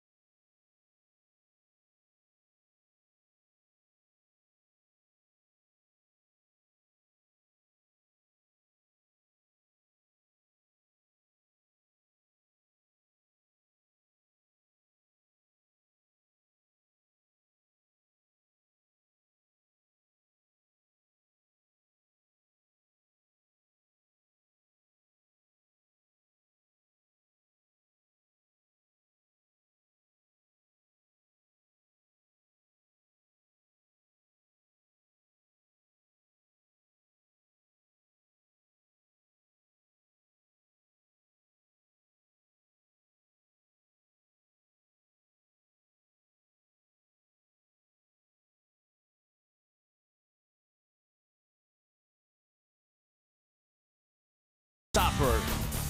Let's go back to last night. That's Bartolo Colon. That's Carlos Beltran. And that's a home run, a long one. It's got to be like 83 years, isn't it? Well, actually, you're right. T-Mobile Unlimited Baseball Break, brought to you by T-Mobile. There you go. 43-year-old Bartolo Colon gave up a home run to 40-year-old Carlos Beltran. 3 decades worth of home runs. Oh, Josh ouch. Reddick and then Carlos Correa, the young shortstop. I'm sure he appreciates this side note. Here is Kohler. Found it interesting in reading the aftermath of Matt Harvey's apologies to his team and then to the public, that in that story it was a note that Bartolo Colon called to offer not only support but a little bit of kick in the of encouragement to, hey, you know, that Colon was a guy that, yeah, you had the superheroes, but then you had Colon, right, who was so beloved by the fans and by that clubhouse. The elder statesman, there's no doubt. I mean, he was the leader. Call him the, I mean, if you want, the captain. I mean, I think you talk to anybody with the Mets organization, and I've had enough conversations over the last few years to know how important Bartolo Colon was to that clubhouse, and certainly to keeping things, if you will, in line. Marlins box score, you see the 2 homers. Yelich a solo shot. Boers was a 3-run homer, and both came in the first. Kohler strikes out. And now here comes D. Gordon. This copyrighted telecast is presented by the authority of the Marlins. May not be reproduced or retransmitted in any form. Accounts and descriptions of the game may not be disseminated without the express written consent of the Miami Marlins. Gordon walked back in the second. Marlins had an opportunity in that second. A couple walks after one was out. Real Muto bounced into a fielder's choice, and then Yelich hit a fly ball out to left.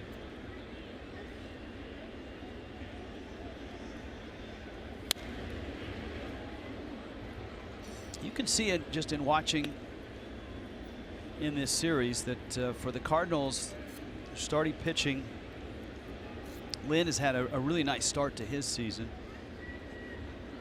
The aberration is Wainwright's year so far. And then you got Carlos Martinez. That's a liner to left, and that falls for a hit. And D. Gordon's been on base twice. And of course, Mike Leake, the other starter for the Cardinals, gets the ball on Friday against the Cubs. His ERA is 1.79, so the Cardinals, as is tradition right now, have a pretty good starting rotation. Well, and I still think that there was a lot of questions about that rotation from Lance Lynn and Leake. I mean, you just look at the storylines, getting not just answers, but incredible answers. I think Mike Leake in the 1.79 ERA is shocking a lot of people around baseball because he's been struggling a little bit over the last couple of seasons. He is pitching lights out right now.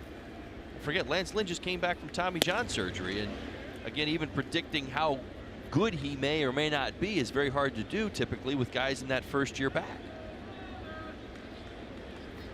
Derek Dietrich has flied out and has walked. As we noted, Lynn's not easy to steal against, especially with a guy like Molina behind the plate.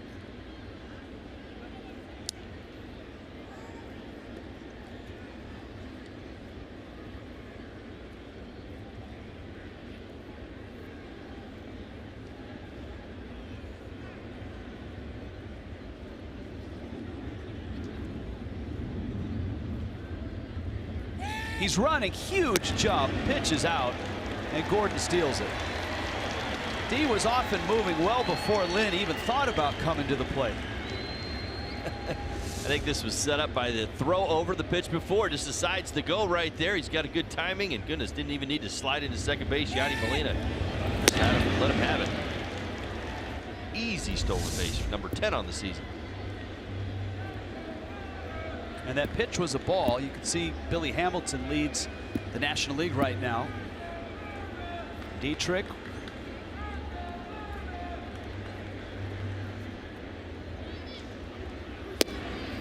And it's 3-0.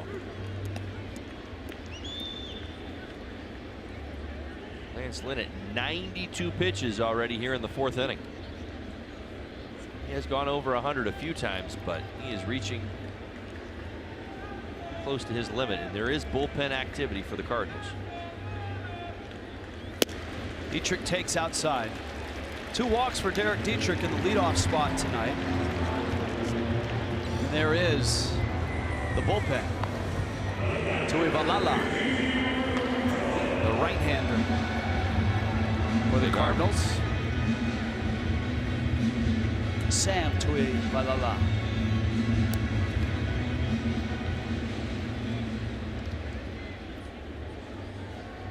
Here's Real Muto with runners in scoring position. Only 2 better in the National League. Now Dietrich is not being held at first. Carpenter is way off the bat. Gordon is at second. If Real Muto hits a ground ball and you're a middle infielder, you have to be aware that Dietrich's lead is about 20-25 feet at first base. He's got to be really careful over here. This is one of Yadi Molina's favorite spots to throw. Get a runner over there. He thinks that runner feels safe because Carpenter's playing behind him. They have a very specific play where the first baseman will creep in behind. Ball and a strike. See how far Carpenter is off.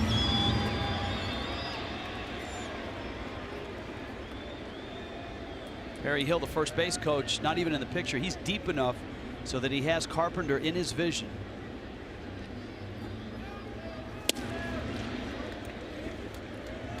Lynn having trouble finding the plate right now. He's behind 2-1. That has been a big problem for him tonight. 96 total pitches, 53 strikes, 43 balls. Lynn in that fastball command that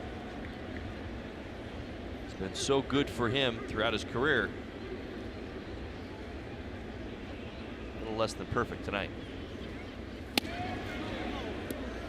Strike.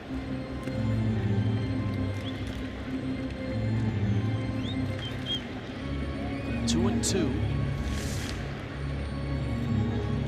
Ooh, it's out. That's why Real Muto turned his head and had something to say to Alan Porter. So instead of 3-1, it's 2-2. Let's see what he gets with one out.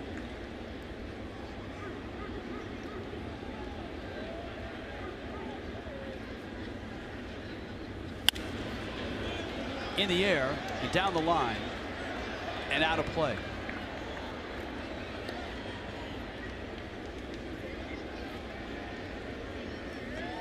Of course, Real Muto in the leadoff spot last night with all the changes by the hour, it seemed like, for the Marlins roster from last night all the way to tonight.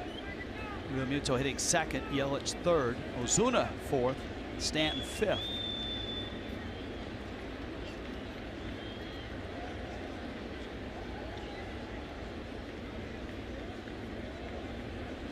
Two to Real Muto.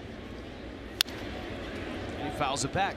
Nice job fighting off some tough fastballs from Lynn right now. Get back to that first at bat. Now JT Realmuto struck out. It was on a slider that Lance Lynn kind of snuck in there at the last second after seeing an awful lot of fastballs. Surprised JT just a little bit. He took it for strike three. Yelich waiting.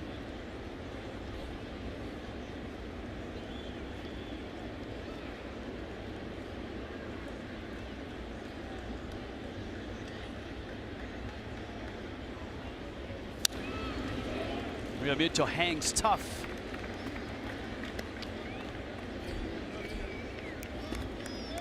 You see 7 pitches this at bat. That was a slider right there, 88 miles an hour, that low corner. JT got just enough to foul it off and keep himself alive. It's been a long inning time-wise for Lynn. Look at the pitches by inning. He's already at 100 here in the fourth. It's taken him 100 pitches to record 10 outs tonight.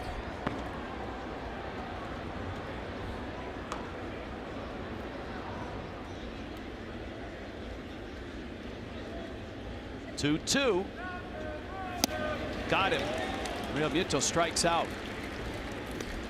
So it's up to Yelich to keep this inning going. Now you see the fastball. It has a little bit of tailing action right there down in the zone. 94 miles an hour.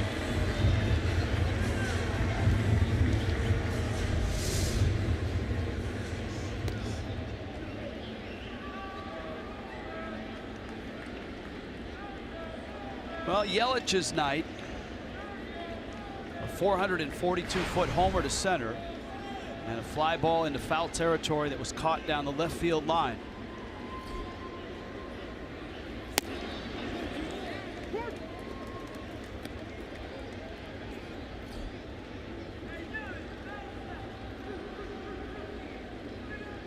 Gordon still at second, Dietrich still at first.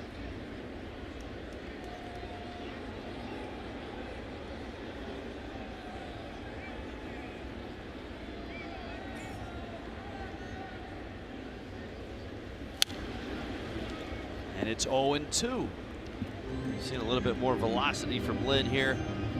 Moving towards the end of his night. You see 103 pitches, able to get it up there 94, 95 miles an hour. Mike Matheny, arms crossed, watching intently. Remember, this is a guy coming off a Tommy John surgery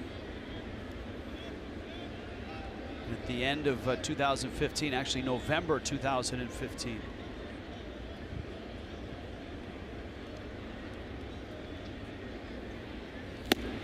Yelich swings and misses, and Lynn strikes out Real Muto and Yelich to strand 2. 4-3 Miami.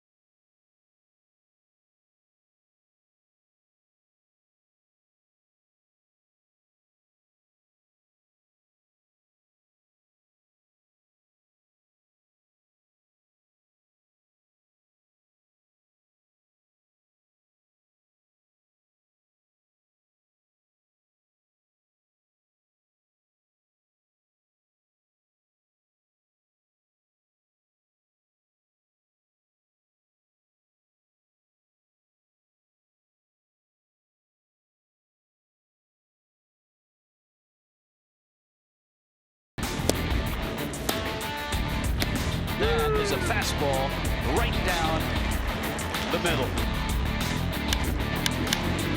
Yelich cracks one. Center field deep. Back goes Sierra at the wall. Gone! A long, long homer for Christian Yelich.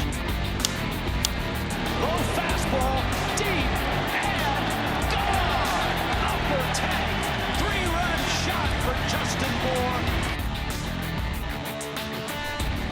That was a quick start for Miami in the first, but the Cardinals got 3 back in the third, and with a full moon over Miami, Rich Waltz, Todd Hollingsworth,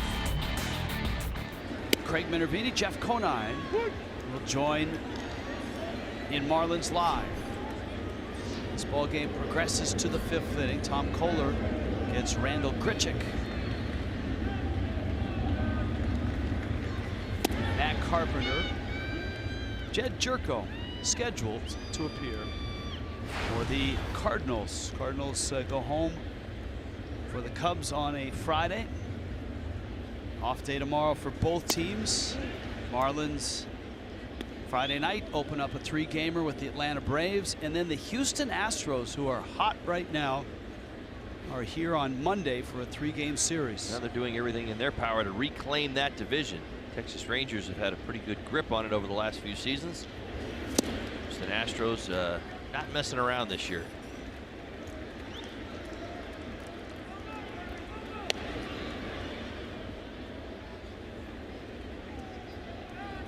They've got a sizable lead in the West as well. Start of play, Angels, Mariners 6 games back. Here's the odd part. Look at where Texas is. Yep. 9 back. And you think back to last year, the Houston Astros got off to a horrid start, and it essentially cost them their season. They rebounded, played better baseball, but were playing catch-up all season. To left, Ozuna is there. Grichuk, fly ball out. I wouldn't dare insinuate that what has happened is deliberate, other than to believe that there was some edginess. I really do believe the Houston Astros were playing with early on this year to go out and get themselves a great start. Well, not only had they lost to Texas, but they've been dominated. Well, and that's part of it. But again, you know, you look at the slow start, and they, even when they got hot last year, it was lost because, well, Texas maintained itself, and the Houston Astros just never really were able to make up the ground. And this year they have just come out like gangbusters. Yeah, franchise best start. Ozuna, nifty move there to find the ball and make the catch. In support of mental health this May, Fox Sports Supports is proud to team up with NAMI, the National Alliance of Mental Illness, in their commitment to replacing stigma with hope and improving the lives of families and those affected by mental health conditions. Learn more about how to be stigma-free and visit foxsportsupports.com.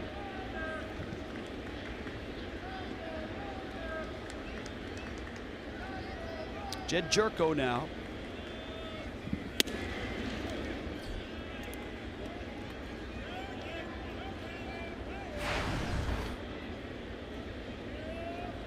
Jerko, a 2-run single in the third. That the big hit for the Cardinals that inning. Yadier Molina would add an RBI single, and that's how the Cardinals stacked up 3 runs against Kohler. We talked about Jed Jerko and those 30 home runs last year. A lot of them solo homers. They've been a lot better with the bases loaded. Unfortunately, at the expense of the Marlins, already 2 for 2 with the bases loaded in this series. This time, nobody on. Count 2-1 with 2 outs. Dodgers lost Andrew Tolles to a right knee injury. He'll miss the rest of the season. That's unfortunate. He's a talented young outfielder and was having a nice start. Dodgers do have some depth, though. Should be able to absorb that. We wish him the best.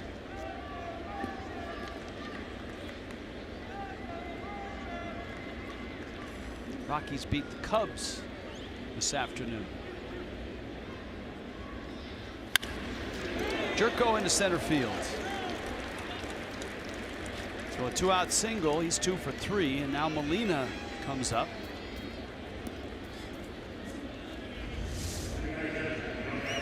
You see fastball, you see it at the belt.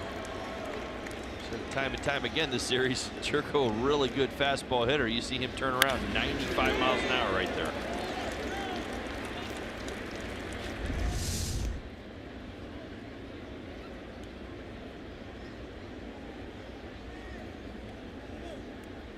Yadier Molina.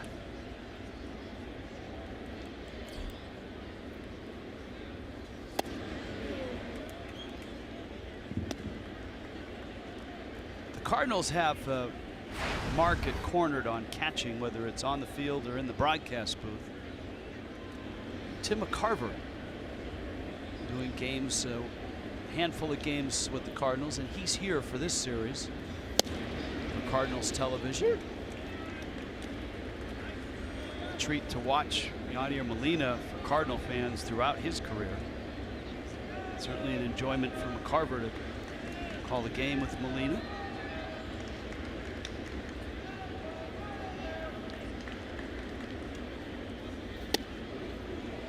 Hit a breaking ball. All together now. Yes, sir. CTK right there. He has really stayed with the game plan tonight. Even those few waning moments where the breaking ball maybe got away from him a little bit, did not show the fear to go back to it. So important for a pitcher.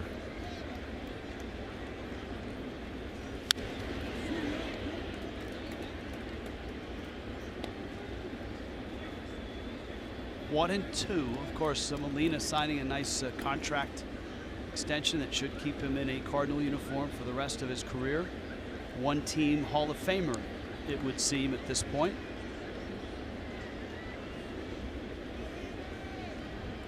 Aren't too many of those these days. Very few. Free agency usually chases most of your top talent away. Runner goes. Kohler steps off, fires.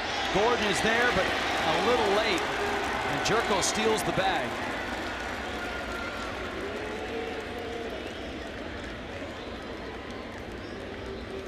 Well, Kohler stepped off, but watch second base here. Well, yeah, watch how slow this is to develop. Even Tom, the throw to the third base side of the bag, but it just took a little bit of time to get this going. It bought Jerko a few extra steps. You see he breaks early. About halfway there, Tom Kohler steps off, but it becomes a timing play. And unfortunately, between Tom Kohler and D. Gordon, the timing was off.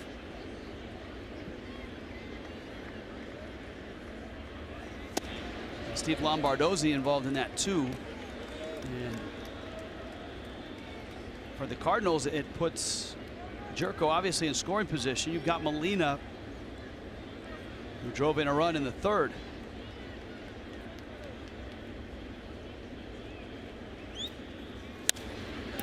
Great pitch again by Kohler. He ended the fourth with a terrific pitch to Wong, and he does the same to Molina. Ties him up, strands that runner, and keeps that lead.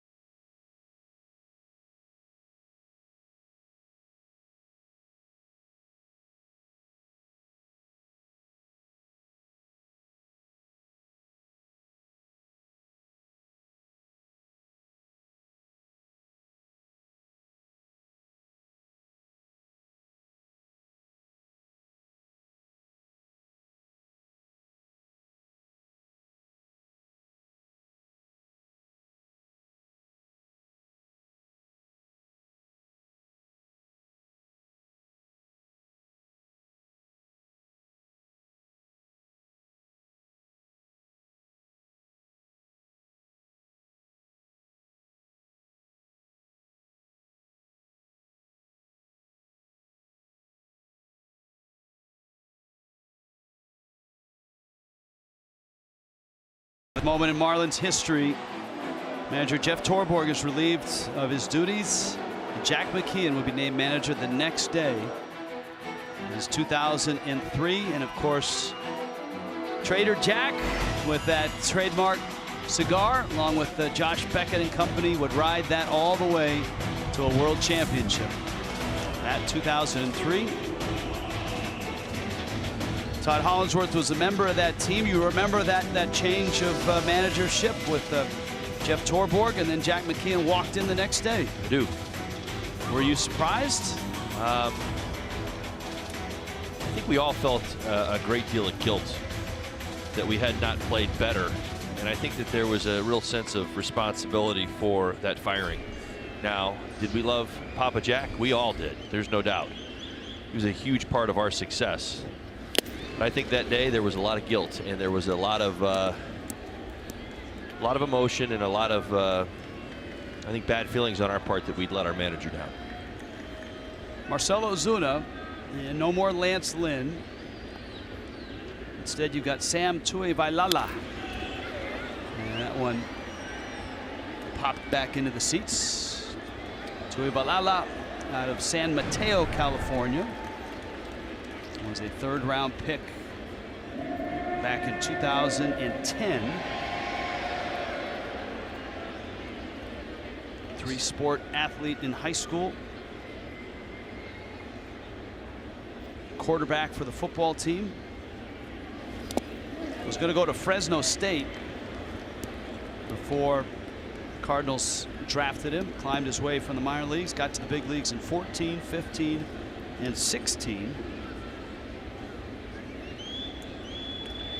As you've seen already, has a big arm. You've seen the slider the last couple pitches, but a good fastball. Average fastball velocity 95.2. Ozuna crunches a breaking ball, but it's foul.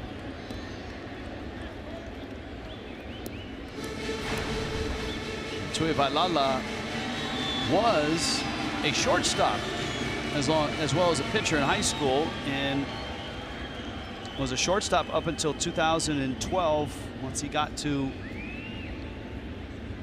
rookie ball, he went from shortstop to pitcher full time. Ozuna up the middle. Scouting report had him there. Wong knocks it down, picks it up, fires, and just gets him.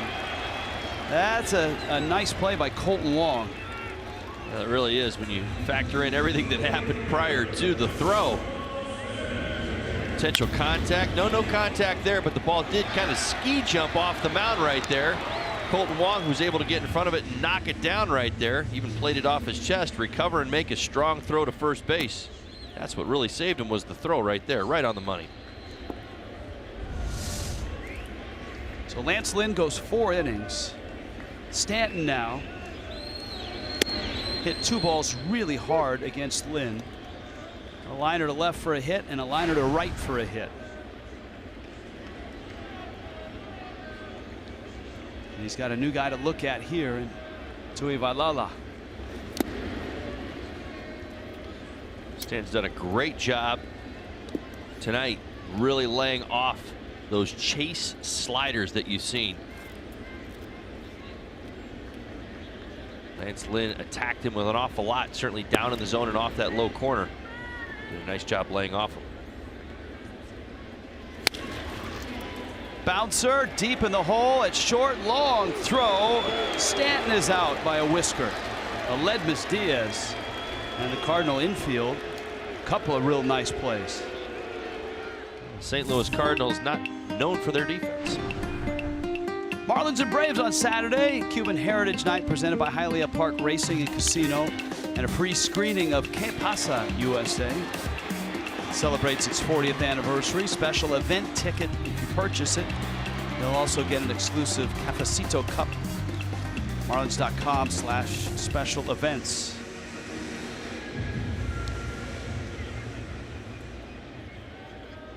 Justin Bour, 3-run homer and a fly ball out.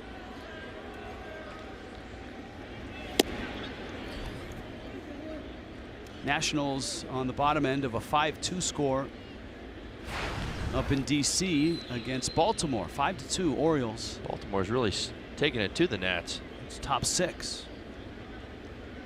I believe that Baltimore's taken the first 2 of that home and home, I believe. Yeah, the Orioles have won 6 straight. Yeah. It's funny, the Nationals have lost 3 in a row, but they're still 21-12.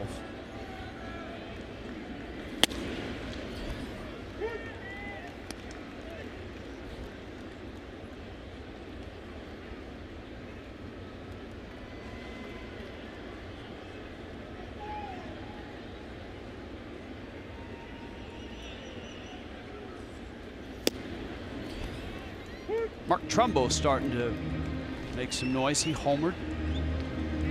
Walk-off hit the other night. He's been swinging the bat very well early on in this season. Miami's pen Junichi Tazawa. Bour takes a breaking ball from Tuivailala, and it's 3-2.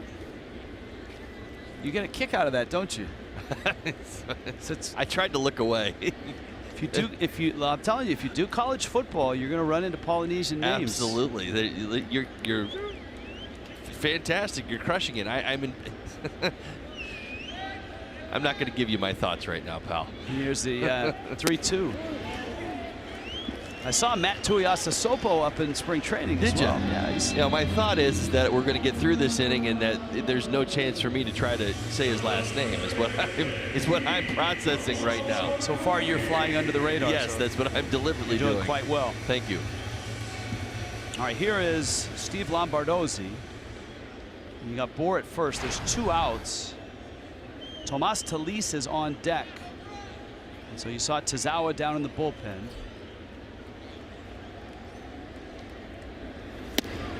Lombardozzi is looking for his first hit in the big leagues since 2014.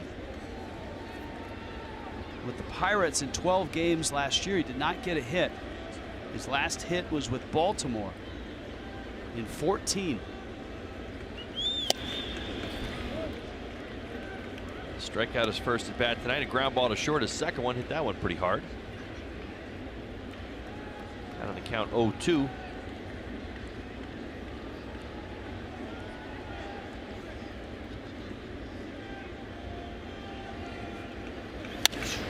There's a liner down the line and just foul. Lombardozzi, 28, out of Columbia, Maryland. Born up in Minnesota. His dad, a member of the Twins. And he went to St. Petersburg College, where there's a variety of major leaguers, most notably Alfredo Amezaga, an alum.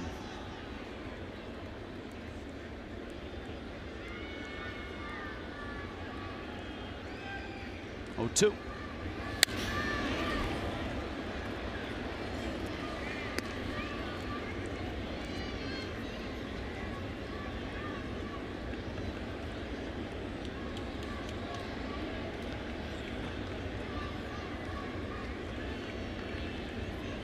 Lombardozzi has a long last name. You can see it from shoulder to shoulder with a good bend in it. Half moon. A little, it's a half. It's a half moon. You sure it's not waxing or waning? Yeah, well, now Hollinsworth I'm going to stay off of that. But Hollinsworth has 13 letters. Lombardozzi 11. Tuivalala. This was my form of one-upping right here.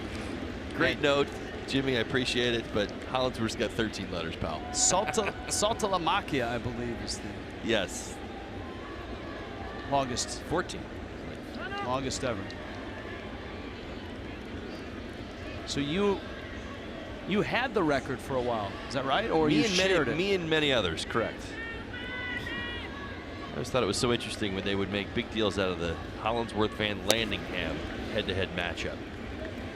Was Van Landingham 2 words though, right? No, it was 1. No, Oh, he was 13 letters as well. But it was like, you know, everybody just kind of had fun with it. I don't know.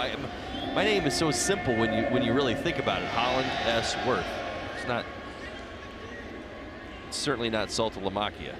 1-2 coming to Lombardozzi. Pulls a ground ball. And Wong on to first in time. Marlins come up empty in the 5th. 5 full innings. 4-3 Miami.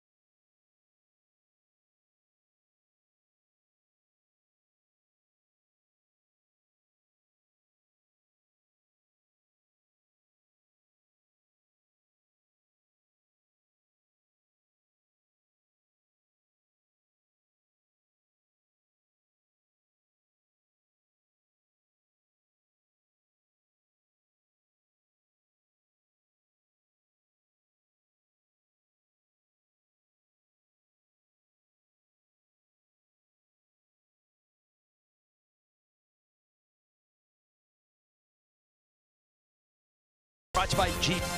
Get great deals on the Jeep lineup at the Jeep Spring Clearance Event by GMC. We are professional grade. And by your South Florida Chevy dealers. Magic City tonight, 4-3 Miami. Roof is open. Weather terrific. We checked in with Craig Minervini. Craig. Hey, Rich, the Diaz family is here, originally from Cuba. They've all moved here to Florida. Cousins, relatives, uncles, friends. And Rigoberto Diaz here is Demis Diaz's father. And it must be neat to watch your son here, living here now in Florida, and to watch him play here in Miami, huh? Yes, man. You know, it's a pleasure for me to come here sometimes and to watch my boy play. You know, watching him growing up or almost growing up, and it's a pleasure, pretty nice. I'm mainly being here in Florida. in Miami. And obviously his connection to Jose Fernandez. You guys grew up 3 houses down? Yes, man, 3 houses, very close. Mainly my son, he spent a lot of time playing together, you know, different kind of games, and they enjoyed themselves. And now, you know, what happened last year was pretty sad for us, and it's pretty hard to forget, you know, all those moments that they spent together. I don't know how to explain it. It's pretty tough. It was your brother who introduced Jose to baseball? Yes, Nelson? Yes, my brother Nelson is my younger one. The brother is the best fan around the world. He followed all the kind of team, and he realized when Fernandez was a pretty maybe 4 years, 4 years old. He realized that it would be one of the best pitchers around the world. Right there. Yeah, it's amazing because the way that Fernandez throw the balls at that age was impressive. You know, it's pretty exciting that you know, and my brother realized of this. You know, very emotional too. Obviously, what happened, and then Aldemus came down here for the memorial, went back and then hits that grand slam in Jose's honor. Wow. Yes, man. I know at that point, all of us was in shock because, you know, watching my son dedicate that homer to Fernandez, it was like a dream, you know, come true. You know, it's something that I mean all of America enjoy. I think not only Cubans, all Americans, you know, they enjoy when my son dedicated that homer to him, right? Yeah, no question about it. What would you want people to know about Jose from the Jose Fernandez that you guys knew growing up as a little boy? Yeah, imagine we saw him, you know, since he was maybe 2 or 3 years old, and you know, it was amazing the way he grew as a, you know, first of all as a boy, then as a you know, as a teenager, and then you know, watching him the first time I saw him here in this stadium, it was I can't, you know, there's no words to explain that, you know. Well, it must be neat watching your son here too, huh? Yeah, I think it was the same, you know, watching him, you know, in the pitching mold, it was exciting, you know. It's like my son at that point, you know? It was pretty exciting all the time. Thanks a lot for spending a few minutes with us talking to us, and good to see the family out, okay? Yeah, thank you very much. I really appreciate it. This is my, you know, my wife and my cousin, all of us, you know, enjoying the game and everything here, man. And he's got Marlin colors over here. Yeah, because, you know, I'm a Marlins fan. Oh, we got a Marlins fan, all right. Yeah, but, you know, it doesn't matter. You know, you have to follow your... Sure. Your we get it, we get it. Yeah, you know. That's okay, all right. We'll give you a break. All right, nice talking, Rigoberto Diaz, guys. Absolutely. Good Thank to have you, Craig. with us. Back to you guys. All right. Tommy Pham is up. Aledmus Diaz is out number 1. That's a liner over the head of Gordon into the gap. Ozuna will cut it off. Pham around first, Hunting second. Great throw by Ozuna. And Pham settles for a single. On Select Friday home games this season, first 7,000 fans will get a free specialty Marlins t-shirt. First free t-shirt Friday will be this weekend versus the Braves. The first 7,000 fans will get a 1997 championship t-shirt courtesy of UHealth. Go to marlins.com for tickets. Don Mattingly arrives. One out single by Pham. Sierra is the hitter, and the Marlins will make a pitching change.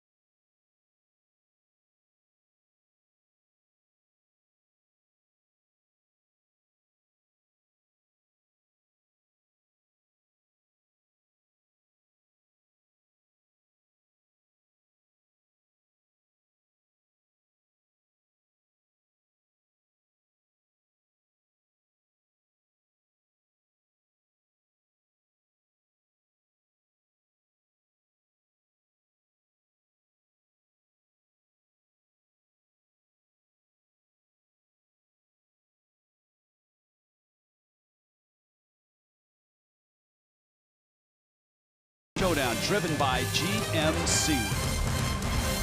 South Beach.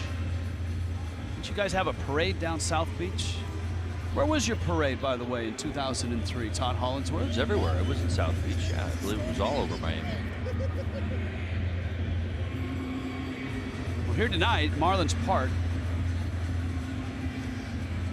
There you go.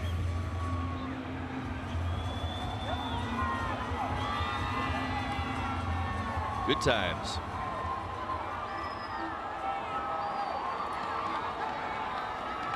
You saw that gray hat that they were wearing right there, Rich? Yes. I have that hat. We celebrated in that hat. Doused in champagne. It's never been washed. It's never really been touched by anybody. Just in a special place for almost 20 years now. In your pillowcase, right? No, not in my pillowcase. It is in my office. But if you pick up the hat and you smell it, it still has a smell to it. That champagne smell. Mm-hmm. Home of the fish. Will this always be the home of the fish? Thank you. We want to say thank you to this incredible team. This is the most awesome team in the world. The most awesome. Yeah, well, a walk down memory lane. Magneuris Sierra is the hitter. And the Marlins have gone with their young lefty, Harlan Garcia. Dexter Fowler is on deck, so it's a good time to bring in Garcia. Sierra lines one into right field. Stanton trying to cut it off. Does. Round second, headed for third is Tommy Pham. And just like that, St. Louis first and third with one out. Well, these young guys, I'll tell you what. Well, Tommy Pham not young, but between Tommy Pham and Sierra, the series that both of them have had, my goodness gracious. Sierra jumps all over the first good fastball he sees. Able to line it into right field and set this Cardinals offense up.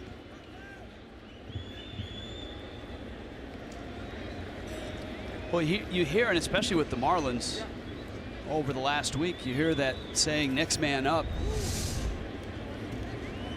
The Cardinals are living that right now because Pham and Sierra are the next men up after all the outfield injuries. And they're helping carry this team. They did in Atlanta, especially Pham. And they've had enormous series here.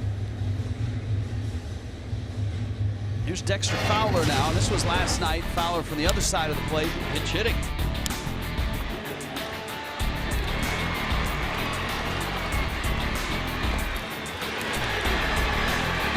So he'll get an at-bat against the lefty.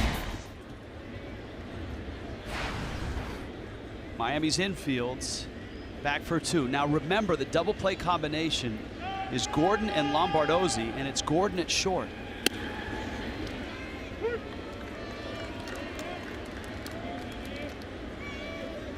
Miami's gone through 3 shortstops in about 3 days.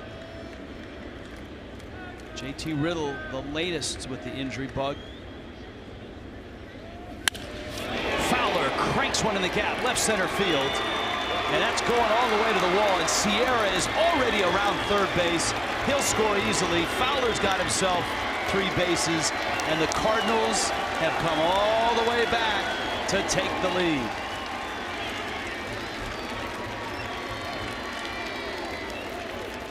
Combination between Pham, Sierra, and the pitcher spot, and including some of those pitchers, has been very aggressive. Again, what do we talk about? Hunting the fastball. Dexter Fowler from the right side of the plate. First good fastball he gets, lines it into the left center field gap, and you see Sierra. Boy, oh boy, he is absolutely moving around those bases.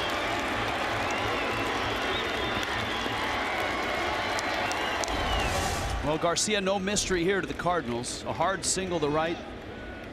A triple in the gap in left center. Here's Wong, infield in. And a breaking ball for a strike. And once again, the Marlins bullpen has lost a lead for the 7th time this year. The Marlins pen has given up a lead.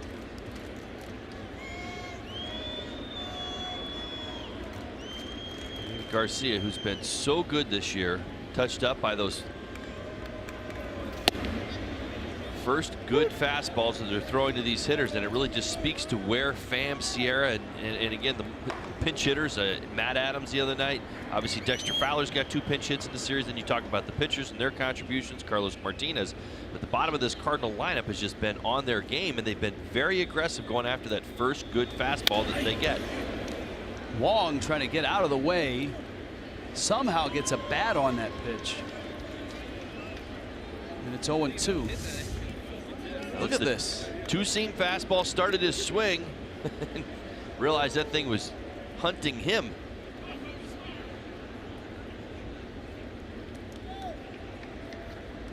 See if he comes back with a breaking ball after that high and tight.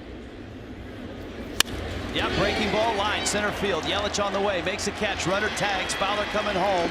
And Yelich's throw not in time. The Cardinals increase their lead now 6-4.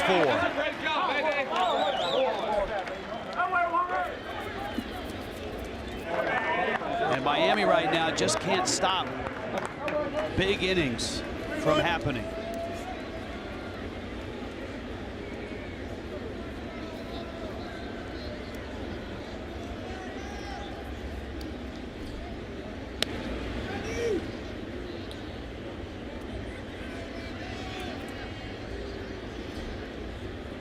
Randall Grichuk.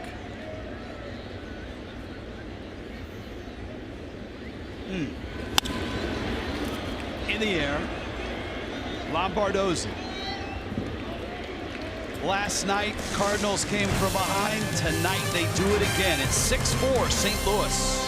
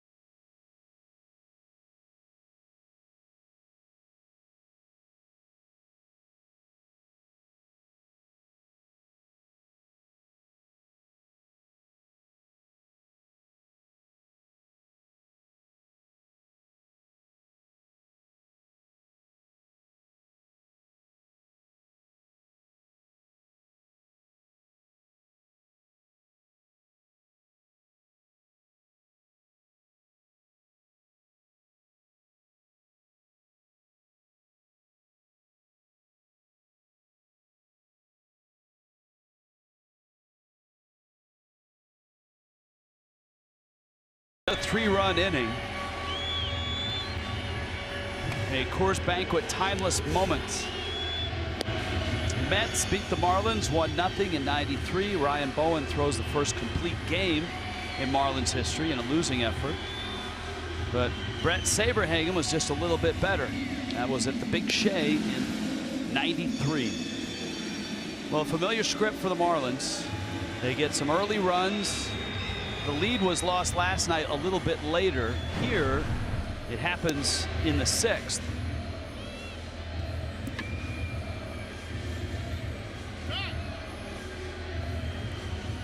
Brett Cecil, whom the Marlins greeted rudely last night, is back in for St. Louis. This is the pitcher's spot, the 8th spot in the lineup. Tomas Talis will pinch hit. If you remember last night against Cecil, it's the lefties that put an assault on him. After Talis, a couple of lefties make their way to the plate. Hopes of doing it again.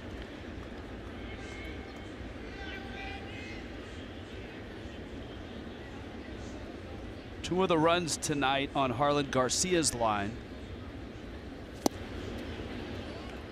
Changeup, 0-2. So things started out so well. Tom Kohler struck out the first 4 he faced. The Marlins put 4 on the board in the bottom of the first.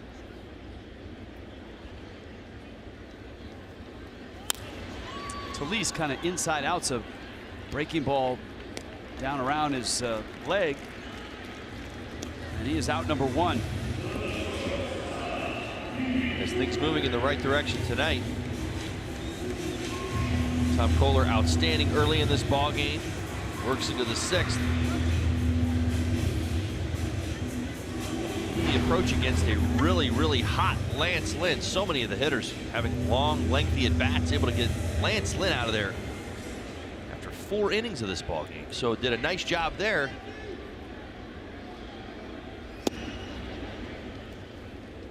Marlins have plenty of opportunities to get this game either tied or regain that lead. And they've had base runners, a lot of base runners since then. In fact, Gordon's been on twice. Dietrich has walked a couple times. All that after the first inning. It's a strike. Don't often see that. Molina couldn't capture the breaking ball. Umpires, though, schooled to call it no matter where the catcher catches it, or even if he doesn't catch it.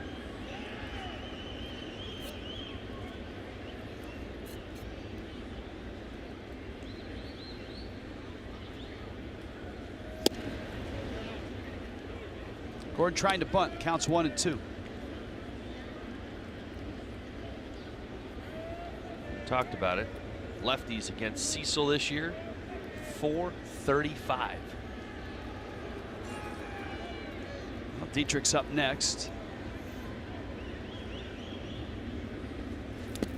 Check swing, did not go. And the count goes to 2-2.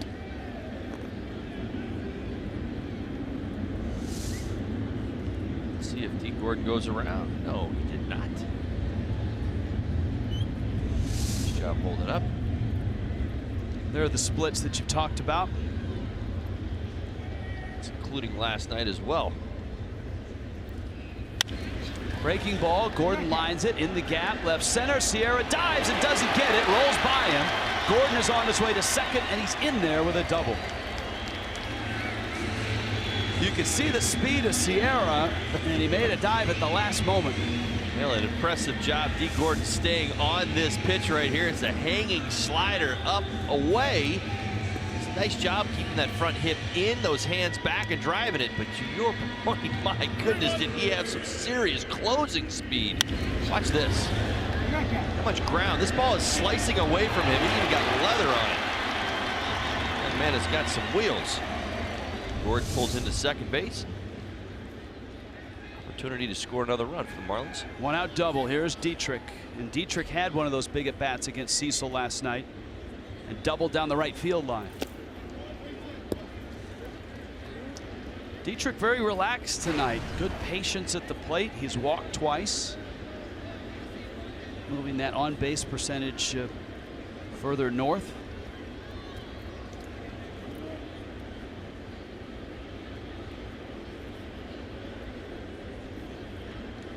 Came in at .355 on base.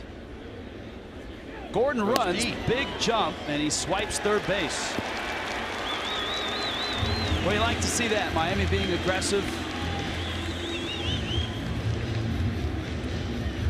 Nice job by D. Gordon right there. Second bag tonight. Catches Brett Cecil, just paying very little attention to him. Second stolen base tonight without a throw. Infield's back. Ground ball past the mound. Drives in the run. Dietrich takes in.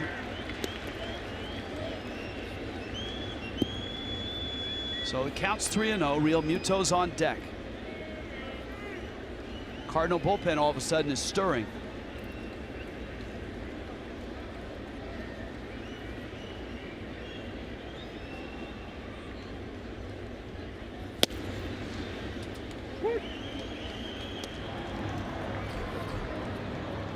Jonathan Broxton up in the Cardinal bullpen.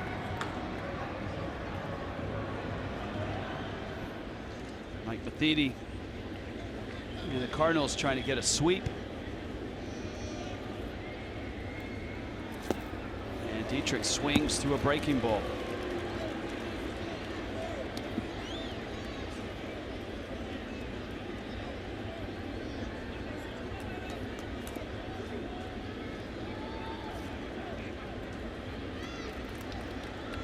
If he's willing to throw at 3-1, you have to assume he might be willing to throw at 3-2. Dietrich gets it in the air down the line, and it floats down, foul.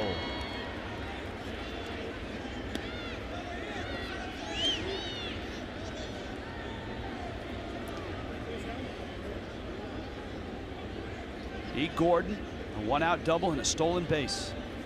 Miami's 4-0 lead has disappeared again here tonight.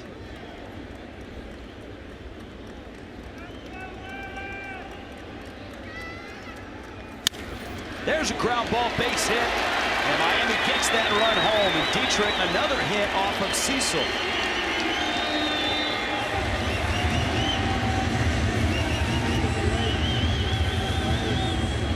Cecil continues to struggle against left-handed hitters. Derek Dietrich, really nice at bat. Gets a fastball right here. Not a bad pitch down in the zone, but does a good job of staying down on it, driving it through the right side. Picks up the RBI. Continues to swing that bat from the top spot in the lineup. On base 3 times tonight. Real Muto 0 for 3. And Cecil on over to first.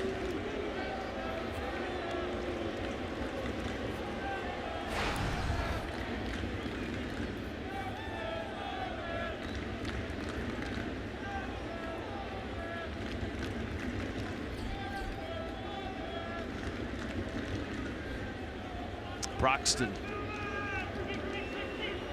Looks like he's just about ready.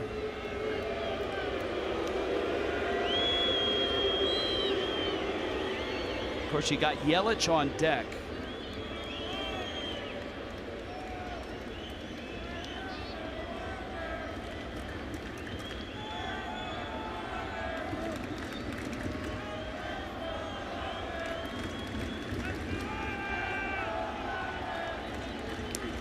Another throw over. Dietrich is not a threat to run.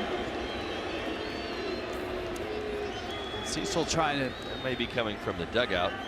Could be coming from a few different spots. Cecil, left-handed hitters, was brought in here to get the lefties out specifically. Marlins left-handed hitters 4 for 4, and Cecil in this series with a sacrifice fly. So perfect right now against Cecil. Where were we the other day where a young pitcher, was it Seattle or San Diego, threw over to first 3 times? San Diego. And then was removed from the game. He was actually throwing on orders from Andy Green, the manager, because they wanted to let the reliever in the bullpen warm up. Right. So they had him throw to first 3 times and then came and caught him. Well, if I remember correctly, didn't he throw one away? And I think that's what kind of led us to believe why was he throwing over there so much. If I remember those circumstances, and yes, in fact, that's what he was being told to do, but he was very uncomfortable doing it. Broxton looks like he's ready, but he may not be ready for Yelich. He may be just waiting for Ozuna if this inning goes further. 1-1 coming.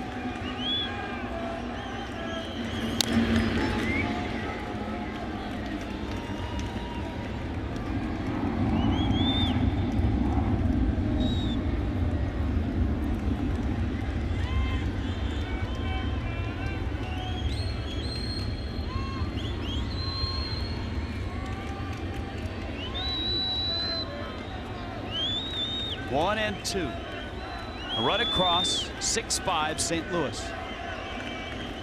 Cecil over to first.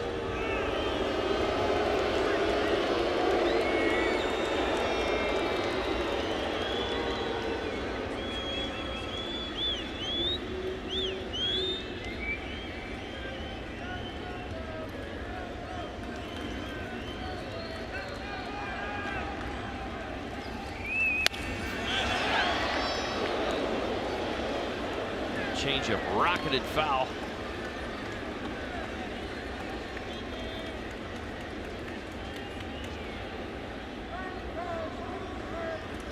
Still 1-2.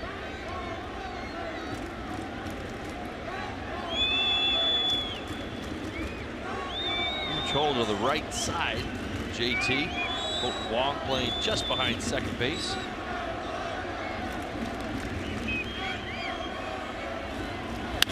And he finds that hole into right field. Dietrich will stop there. Gretschik had a good break on the ball. And so the Marlins, for the second night in a row, have knocked Cecil around. The problem for Mike Matheny is he's got Yelich at the plate, Broxton a right-hander in the pen, and his lefty isn't getting lefties, or in this case, a righty out. No, not the righties either. Well, this is an interesting one. I had just told you, Colton Wong is playing almost behind second base, and this is a pitch away, tailing away. JT Realmuto, you know the book on him, he'll use all fields all the time. Very interesting defensive arrangement right there for the Cardinals. Nice piece of hitting by JT Realmuto. We told you the numbers, people. Buckle your safety belts here. Yelich takes away. Well, this has to be the last hitter that Cecil will face. Broxton's ready. Ozuna's on deck. There's Yelich's splits. Pretty much down the middle for Yelich. Lefties, righties. Hasn't mattered much. 1 for 3 with a home run tonight.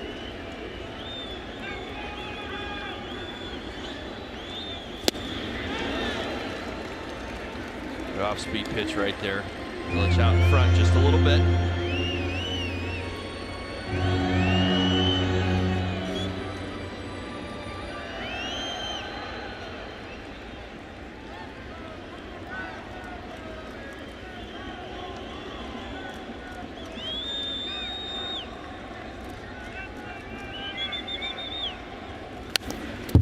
Yelich fouls that one off. So 2 strikes, 1 out, 2 on, and a run across. Part of this has been the inability of Cecil to put away left-handed hitters in what we've seen so far. Christian Yelich can work to a pitch he can handle. 2 strikes against him. Got him. Yelich strikes out. And I think that'll do it for Cecil. You'll see Broxton in to face Ozuna. That's a big pitch for Brett Cecil. Yeah, watch this breaking ball. Got it where he wanted to. Talked about the struggles, but he made some pitches against Christian Yelich down in the zone. We get Christian Yelich go down to that back knee right there as he tried to get that curveball.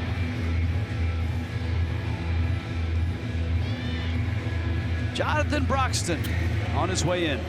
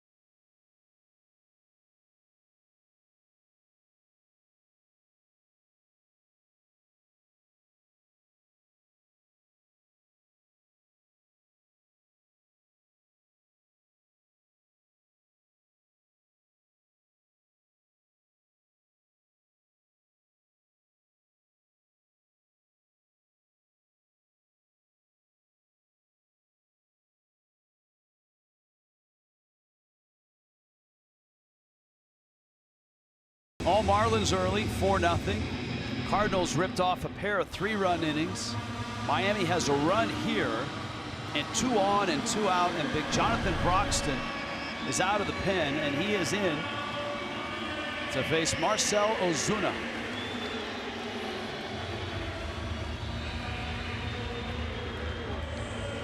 Two outs, runners in scoring position. Ozuna's been good in this spot.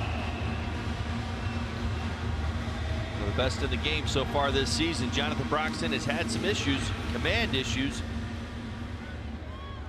7 walks already on the season.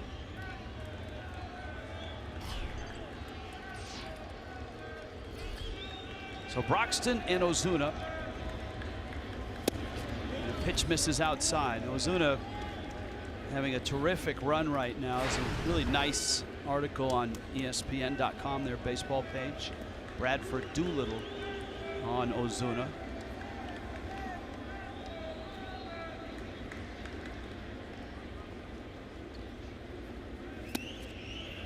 And the headline of the article is Marcell Ozuna, the Marlins slugger not named Giancarlo Stanton.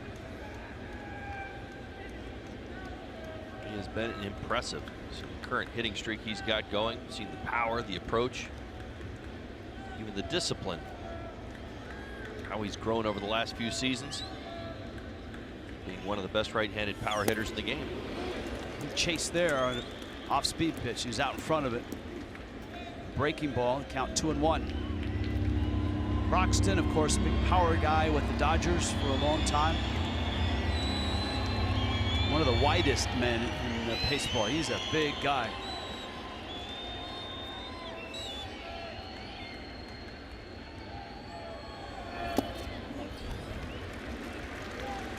Three and 1, and Ozuna's got himself in a good hitter's count. Stanton is on deck. For Ozuna, you're looking 1 pitch, 1 spot. Trust right now, as good as he's been, even with 2 strikes, that if he doesn't get even a good pitch from Broxton to his liking, he doesn't have to go after it.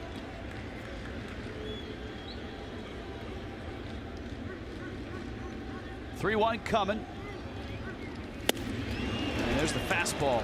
97 from Jonathan Roy Broxton. 6'4", all 295 pounds of him. Now you see that last pitch, it proved effective. You saw the 4 before down in the zone. 97 miles an hour. He challenged him up, but it was up in the zone. The other 4 down. So for Ozuna, change his eye level right there. Dietrich from second, Real Muto from first. On the move on a 3-2 pitch to Marcell Ozuna. And he fights it off. Another fastball, this one at 95.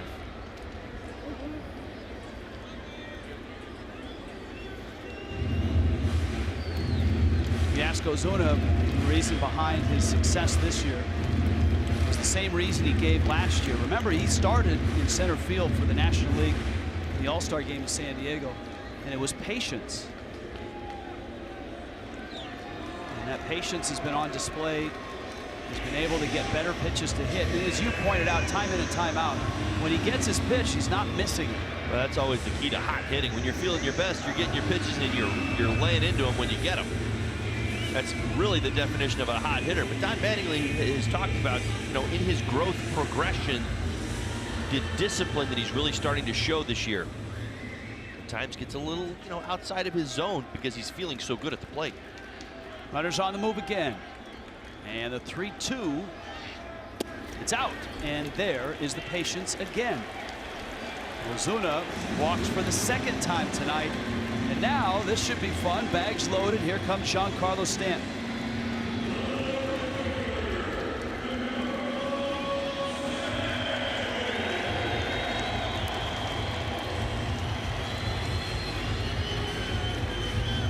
Well, Stanton tonight has had some very good at-bats. A laser beam single to the left, a line shot single to right, and then a sharp grounder in the hole. And he was thrown out by less than a step. Bags loaded, 2 outs, 1-run game. Full moon over Miami tonight.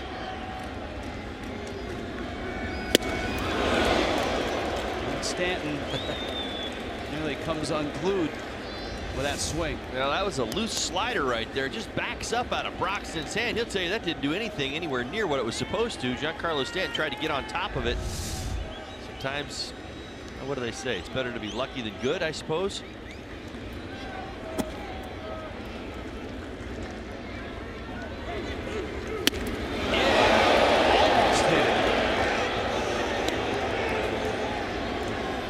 Molina creep in there just before the pitch was delivered. Well, this is the two-seam fastball, and it is just hunting, riding all the way in, and Giancarlo Stanton does everything in his power to get out of the way of this one.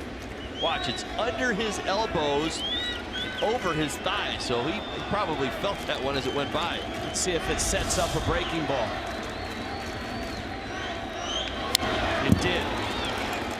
Stanton just got the end of the bat on it.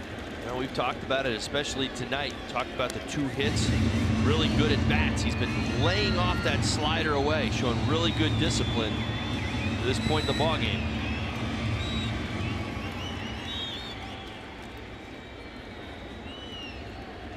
One and 2.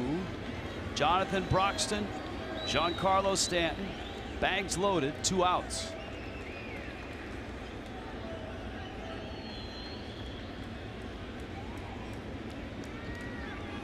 Where Molina sets up. He's out. Fastball. Broxton has it, flips to first, and the Cardinals escape. Miami gets a run, but leaves 3. A 1-run game goes to the 7th.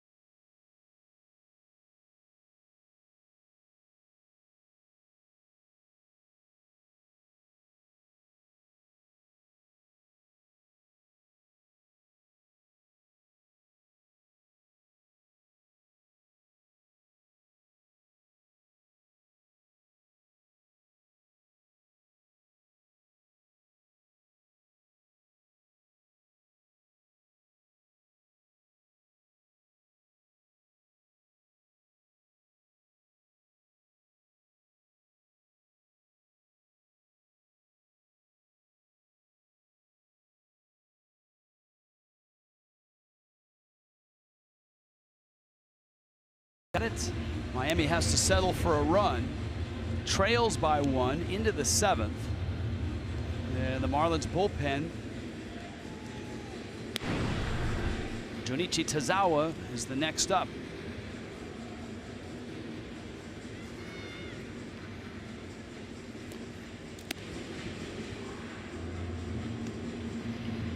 Well, there's no secret that the Marlins are hurting right now, both physically on the disabled list, emotionally with the leads that they've lost over the last few days. They've dropped 7 of 9, 6 under. The transactions seemingly every day there's 1 or 2. This week alone. Yeah. Edson Volquez, Wei-Yin Chen, Martin Prado, Miguel Rojas, and Danny Echeverria all on the disabled list. Adam Conley was optioned to New Orleans. Nick Wickren, Brian Ellington up for the bullpen. JT Riddle up, but he hurt his finger in batting practice today, fielding a ground ball. Tyler Moore, there's a look at him next to Riddle. Tomas Talis up as well.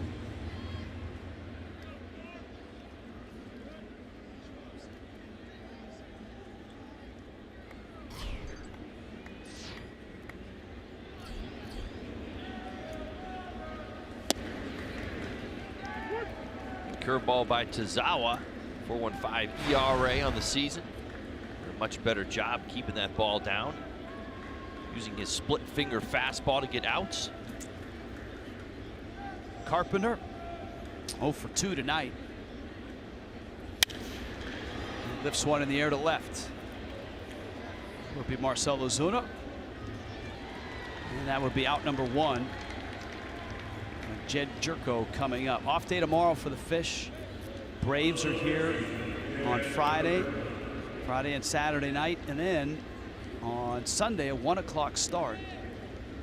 And then Houston is here. Interleague play, and the Astros, such a young and talented team, a fun one to watch. They're here Monday and Tuesday night and Wednesday afternoon. And the Marlins go west for a 6-game trip. 4 in Los Angeles, 2 in Oakland.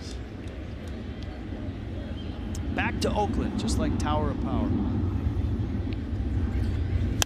Breaking ball, Jerko pulls it foul.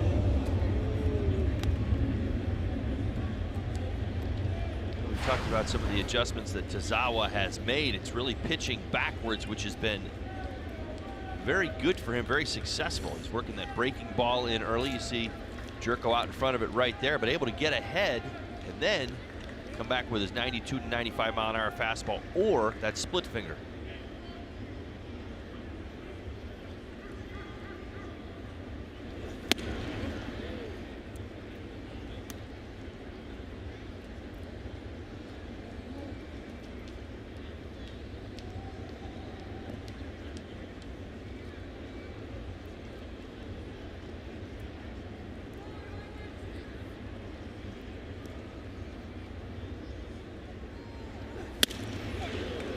Jerko, he doesn't miss many fastballs. He missed that one. It's 1 and 2.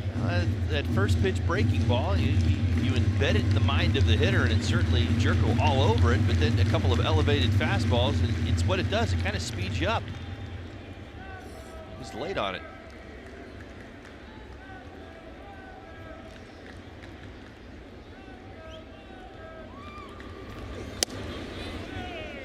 There's the split at 88 miles an hour. A little bit inside.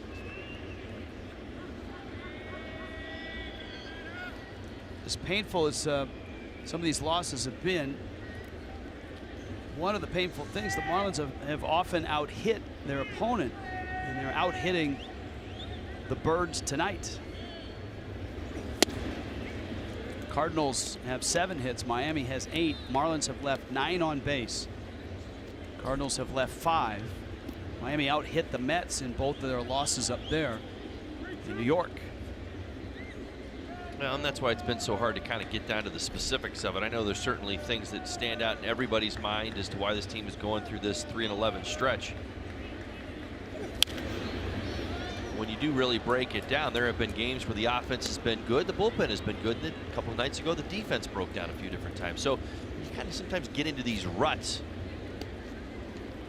You just don't know. I mean, and that's just where you do everything in your power to try to tighten up the things that you can control, whether it's the defense, whether it's the base running, especially while you're trying to get your pitching sorted out.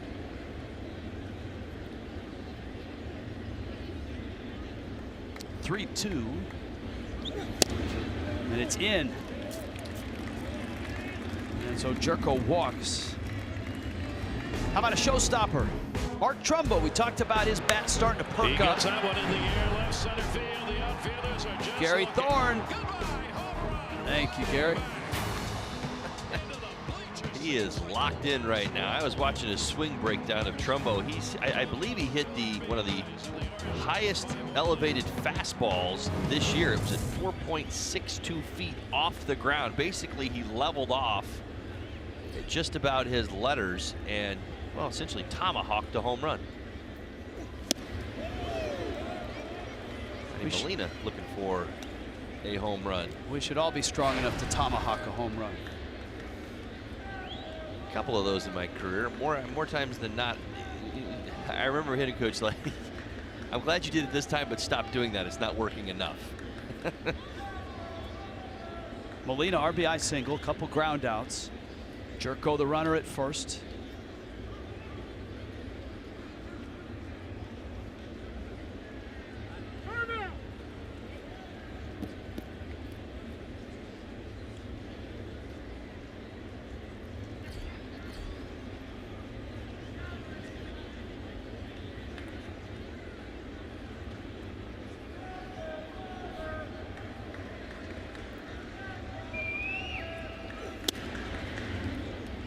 ball and a strike.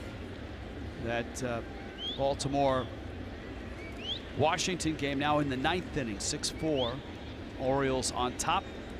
Phillies lost at home. Seattle beat them 11-6.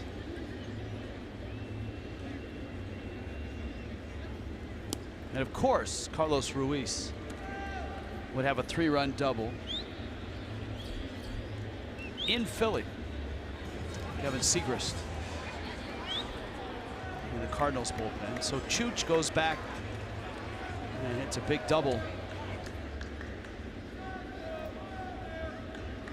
4 RBI day. That one popped out of play. Atlanta, as we noted, lost to Houston 4-2. Am I missing anybody in these? Oh yeah, the Mets. Giants beat the Mets 6-5 in New York. Came from behind to do it. Christian Arroyo with a 3-run double in the 9th inning.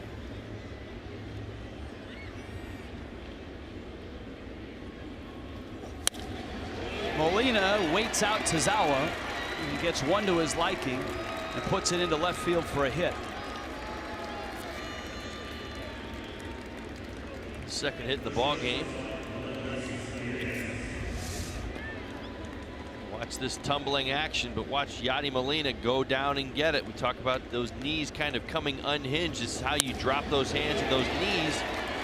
Allows you to extend through it, able to pick up a base hit to left field.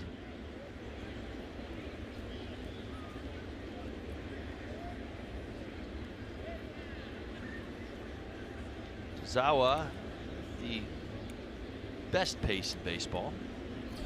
No, he's like the NBA playoffs. Grind it out in the half court. Aledmus Diaz. Diaz is singled on a 1-for-3 night.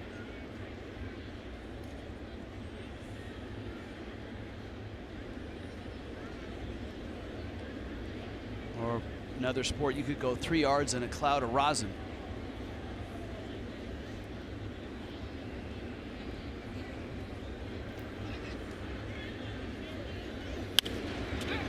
Got in with a fastball. It's out of play. It's 0-2. Rigoberto Diaz, the Cardinal cap. Family has made their way over from Cuba. Some Marlins fans in the family. Yeah. Got a hat, jersey.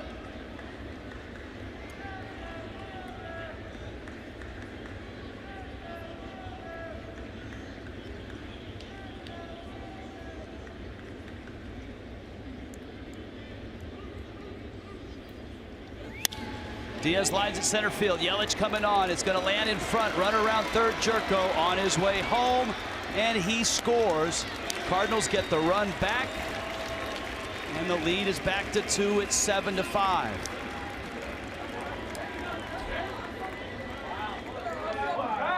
Well, collectively, the effort of these Cardinal hitters working down, going down, get pitches off to Zawa. You see it again right there. Diaz, he works down in the zone. Mom could not watch.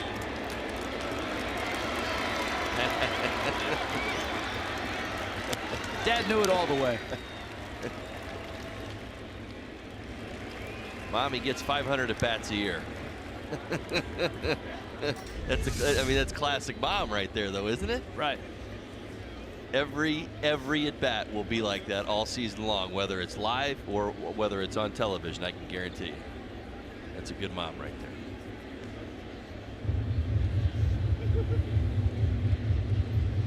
And again, the struggles of the Marlins bullpen. Cardinals have added a run here.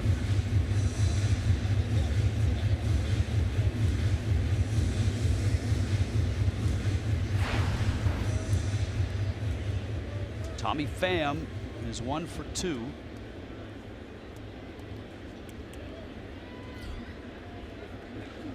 This was a Tom Kohler start for Miami. Kohler had a Terrific opening act. He punched out the first 4 he saw. Scoreless through 2. The Cardinals got 3 in the 3rd. Cut Miami's lead down to 4-3. Kohler ran into trouble in the 6th and gave the baseball up to the bullpen. Cardinals ended up getting 3 runs that inning, 1 on Kohler's line, 2 on Garcia's line. And here is Tazawa.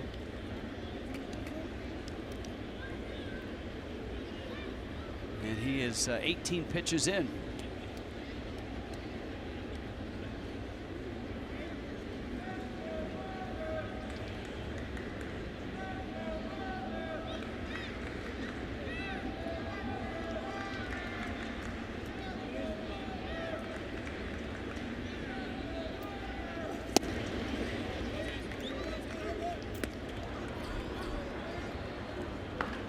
Ziegler up in the Marlins bullpen.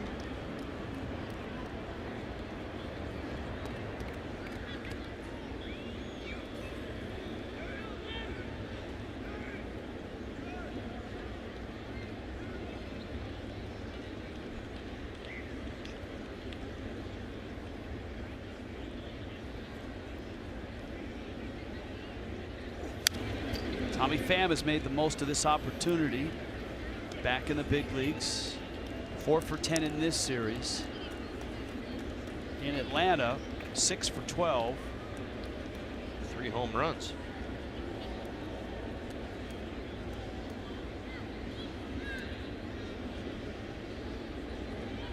That has struggled throughout his professional career with eye issues, finding the right combination of contacts.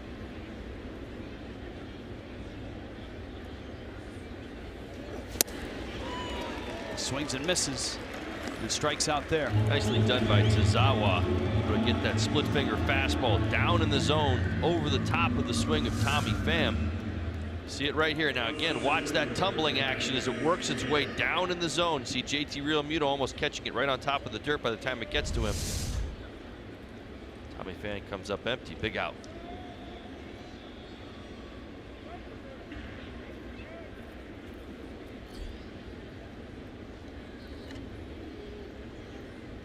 Now Sierra, another hit for him, has walked and scored. This guy looks like he belongs on the Cardinal team of the 70s, right? With Willie McGee, Vince Coleman. Put him in on that carpet, the Whitey Herzog's bunch. 6 runs scored in this series alone. Flying all over the place. Diving in the outfield for balls that not too many outfielders get to.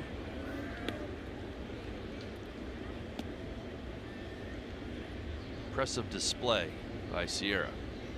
Ozzie Smith at short. Tommy Herr at second base. Or was it Oberkfell at second, Herr at third? He might be right both times. Herr at second. Tommy Herr at second, thank you. Well, there's plenty of Cardinal fans watching. There's a big jump on a 2-0 pitch. Tazawa has been susceptible to this year. Double steal led by Molina.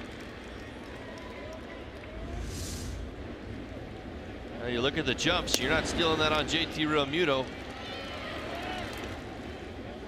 You are stealing that on Tazawa. Failed to check the runners. 3-0 to Sierra, and that's a strike.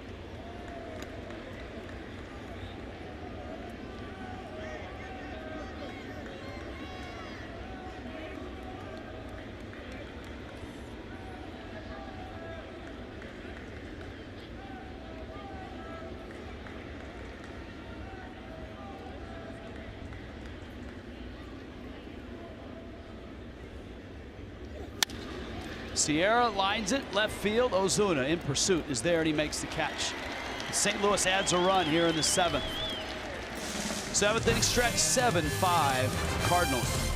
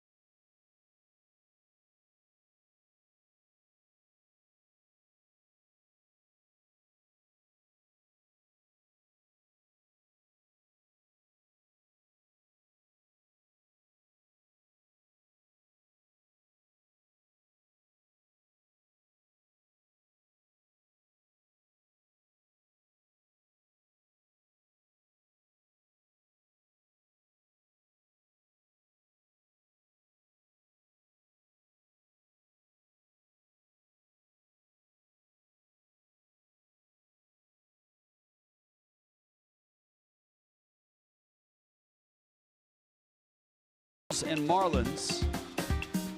An early lead gone. Marlins down by 2. Your game summary brought to you by Southwest Airlines. 2 home runs, and those were first inning homers. Christian Yelich, a solo shot. Justin Bour, 3-run blast. Dexter Fowler, pinch hit 2-run triple in the 6th. That has the Cardinals ahead, and they just added a run after the Marlins got one back in the bottom of the 6th. So, bottom 7. Kevin Segrist.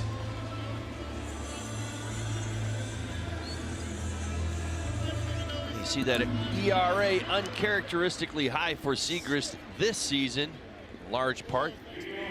Number of walks. Usually reliable left-hander, hard-throwing left-hander. 12 1/3 innings, 5.11 ERA, 11 walks. One more than strikeouts. Very surprising to see the numbers there. Fastball, curveball changes his go-to pitch. Had a great ERA last year, 2.77. And it's Justin Bour. And you've got Steve Lombardozzi, who's a switch hitter, and the pitcher spot. Marlins down a man, at least all indications are, with JT Riddle out with a finger injury. Severe enough to keep him out of the starting lineup. Throwing hand got caught on a ground ball. Just simply taking ground balls. That's how bad it's gotten for the Marlins injury-wise. That was during batting practice.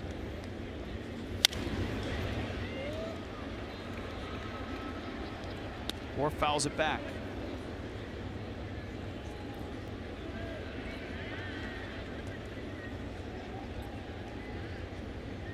Segrist is the 4th out of St. Louis's bullpen.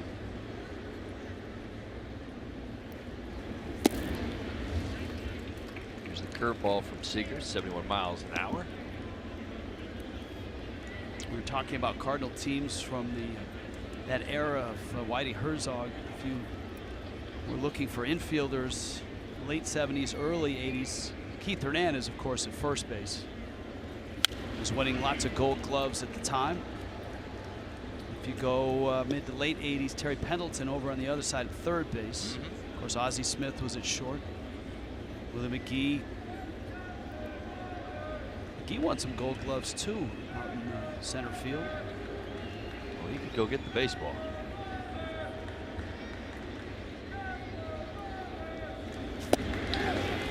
Swing and a miss. 4 strikes out.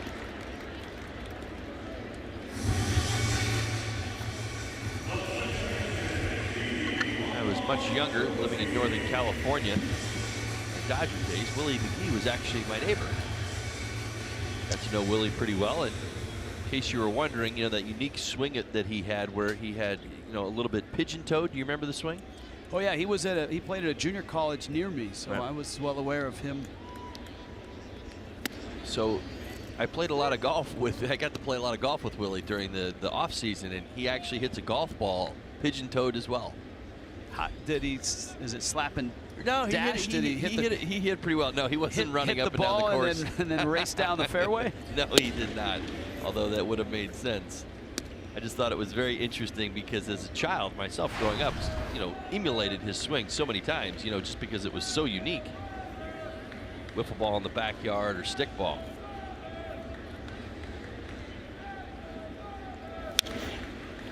Lombardozzi fouls it back. Count is 1-2. Lombardozzi called up from New Orleans this morning with Adeiny Echeverria going on the disabled list. Oblique strain, 10-day DL for Echeverria.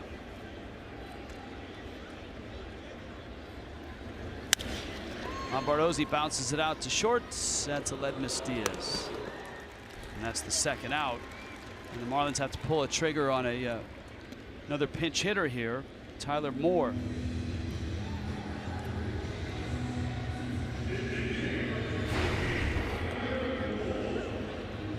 Well, you see his numbers on the season, had some big pinch hits all the way back to that series at the beginning of the year.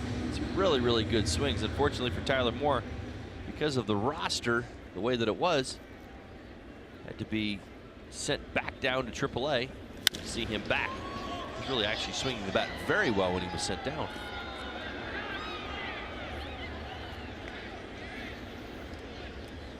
As a pinch hitter, 3 for 7. A double, an RBI. Marlins outfield has been very healthy with Ozuna, Yelich, and Stanton. That's made it bats tough for a guy like Moore or Ichiro as well.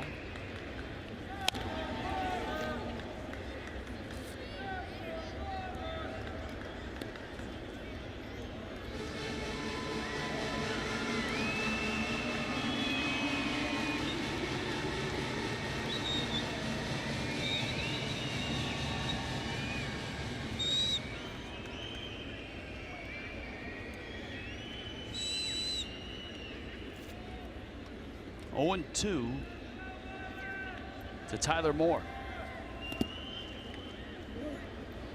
Got Gordon on deck.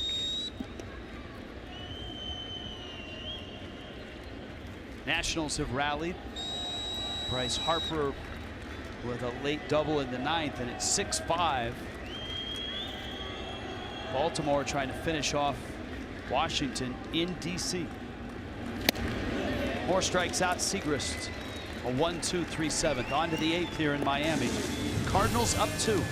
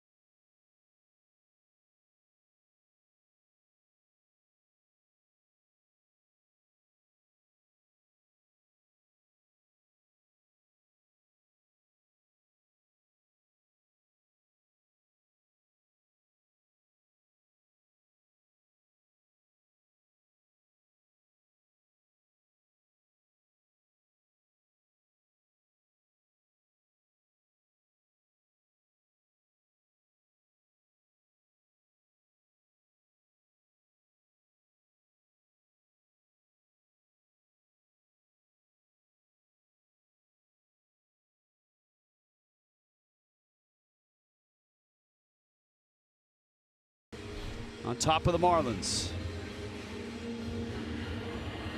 Undisputed, 9:30 a.m. to noon. Serious stuff. Skip and Shannon, undisputed, FS1.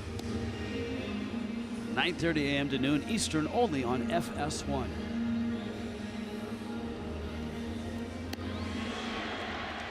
David Phelps.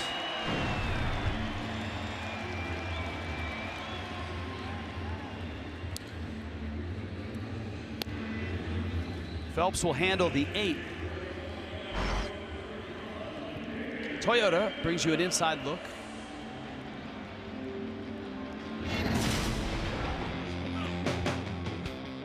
And here it is. For the Marlins, when leading by 4 runs or more after 7 innings, all time, just 8 losses, 555 wins. Since 1912, Major League teams have a winning percentage right on that same pace. Last night, 5-1 in the 8th, and Cardinals came back. Cardinals didn't wait that long to come back here tonight. 3 in the 3rd, 3 in the 6th to capture the lead. And Matt Adams climbs in. He's got a couple of pinch hits in this series. Swings and misses. Phelps, of course, born in St. Louis. Pitched his college ball at Notre Dame. Makes his Off-season home in Pittsburgh. Well, David Phelps has been absolutely dominant his last 5 times out.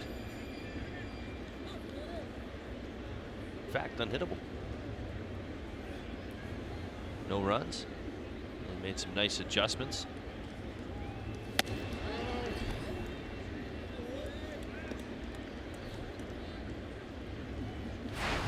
Looking at a quicker pace.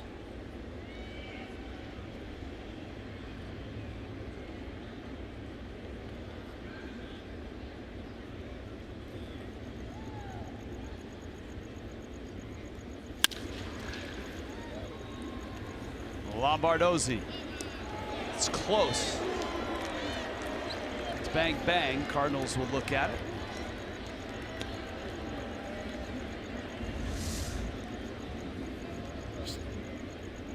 Got him.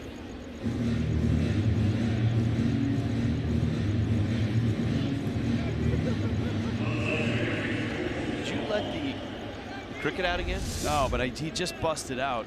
It's like the cricket. We made a deal with the cricket. And the deal was don't come around here till like 10:20 when the game's over. And guess what? It's 10:20. The game's not over. The cricket's here. Apparently we have to make another deal.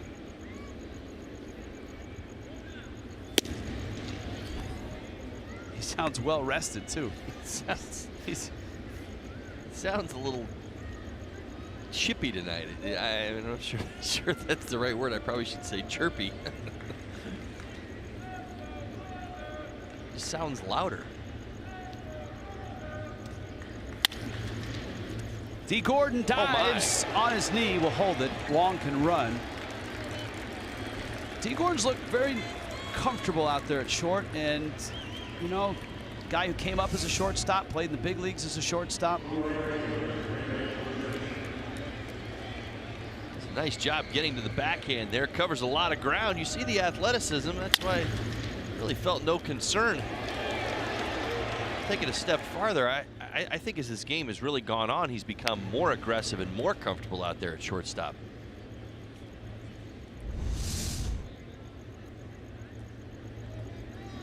So Wong has an infield hit. Here's Grichuk.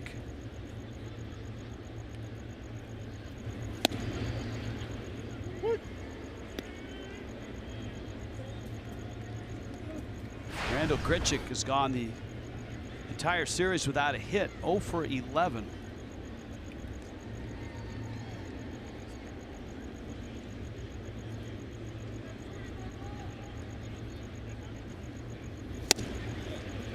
Good fastball by Phelps right there under the hands.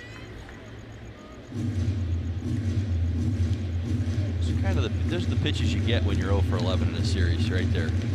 Right underneath the hands at 95. You don't get anything out over the plate? No. If you do, you foul it off.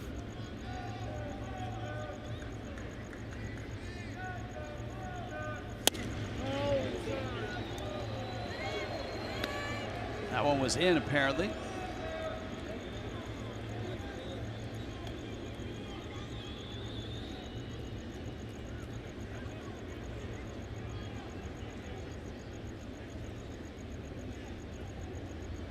One and two.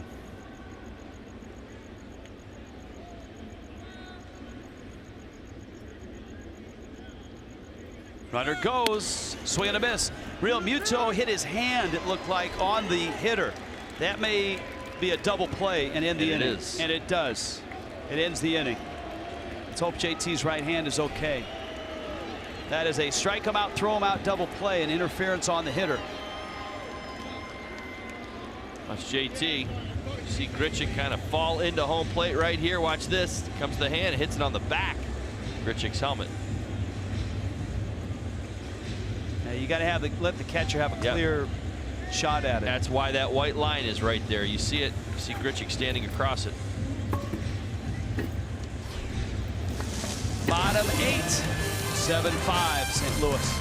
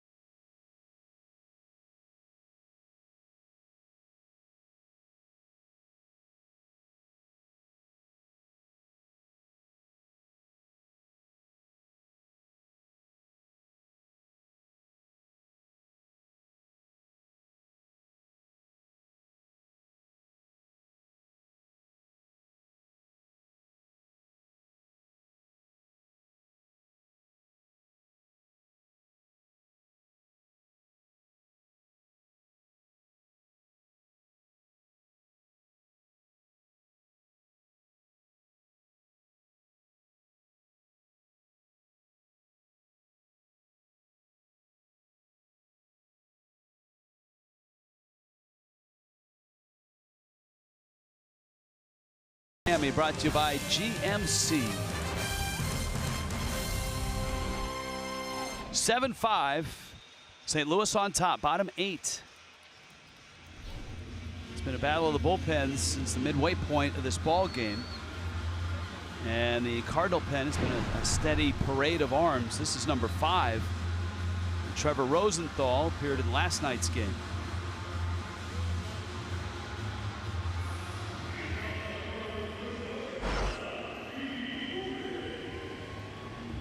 D. Gordon at the plate. Derek Dietrich. JT Realmuto will follow.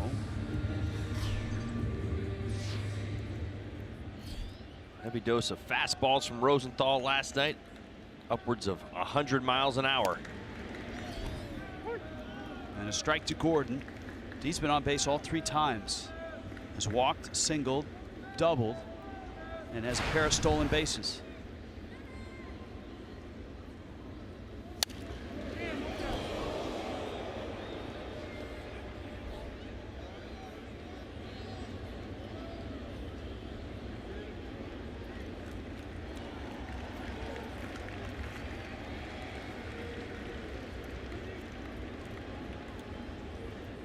Rosenthal.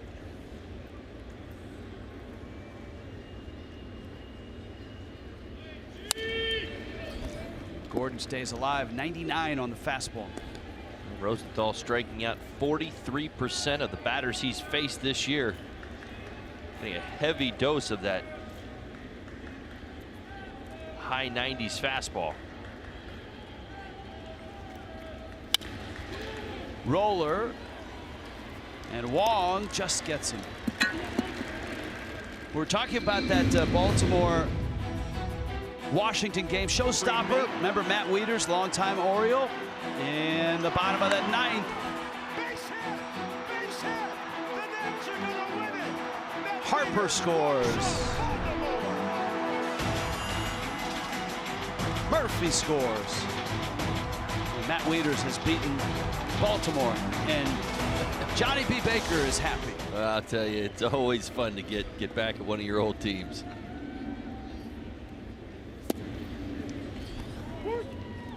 Here's Dietrich now. He's walked twice, has an RBI single.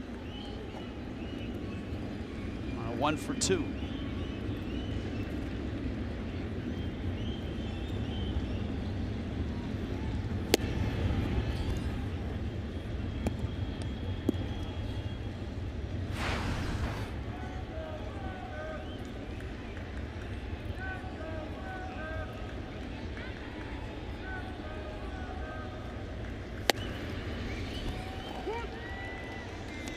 Rosenthal at 99 is painting right now. Yeah, triple digits, and again, that's part of the strikeout percentage, part of what you've seen from him this year, even going back to last night. 80% fastballs, that fastball velocity right back up there again.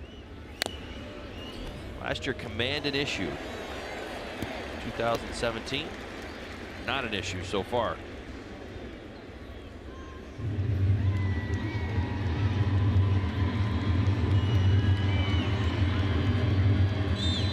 That right there, Ks per 9 innings. That shows you how dominant he has been.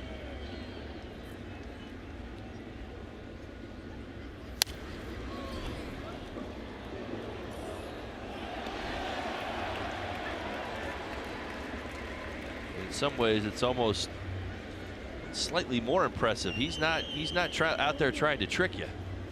He's not throwing sliders or split fingers or burying cutters in on your hands. He's bringing a 4-seam fastball at about 100 miles an hour, pitch after pitch. Dietrich lifts it right center. Grichuk glides over and makes the catch. Well, the Cardinal bullpen has been pretty buttoned up. Marlins got a run in the 6th. And that's it.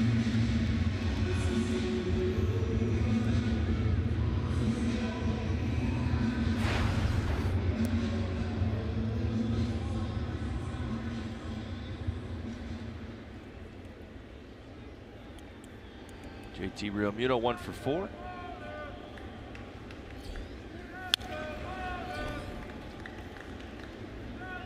Base hit to the right side his last time up. Cardinals have leaned on Rosenthal, who started the year on the disabled list. He's pitched in 4 of the last 5. Went back-to-back over the weekend for the first time.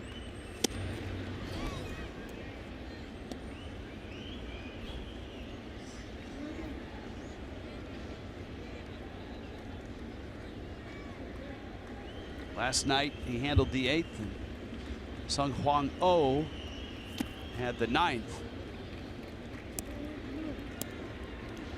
Remember, on Monday night it was all Carlos Martinez and then 3 innings worth of Miguel Sokolovic. Sokolovic getting one of those 3-inning saves in the 9-4 St. Louis win. There's your relief corps. Really, outside of getting at Cecil again in both games, Cardinals bullpen has been very good. Came in statistically in the middle of the pack in the National League.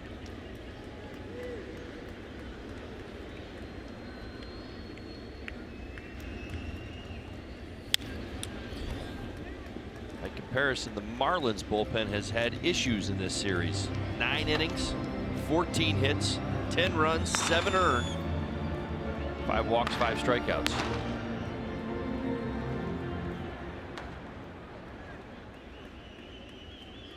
Two pitch to Real Muto.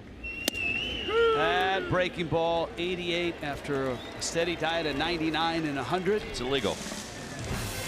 7-5 still, Cardinals.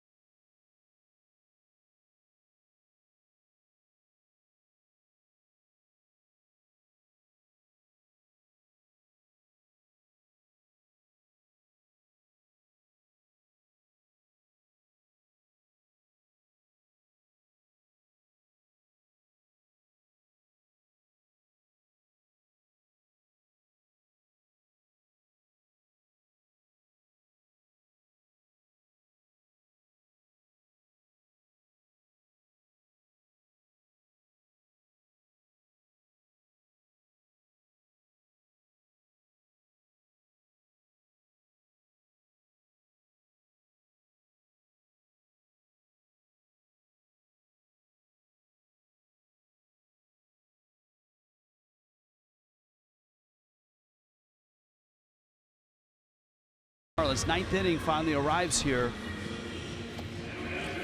And for Miami, Dustin McGowan out of the bullpen, trying to hold it at 7-5 and give the Marlins a shot in the bottom of the 9th. Try to avoid the sweep at the hands of the suddenly hot Redbirds of St. Louis. So the Nationals end up winning that ball game. Elsewhere in the division, the Mets lost to the Giants 6-5. Phillies lost at home to Carlos Ruiz and the Mariners 11-6.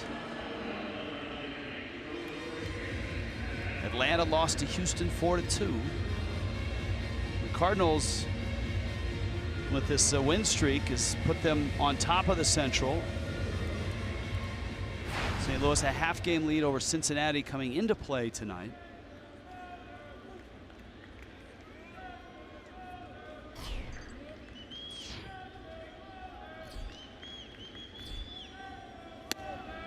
Matt Carpenter. Walk tonight for Carpenter.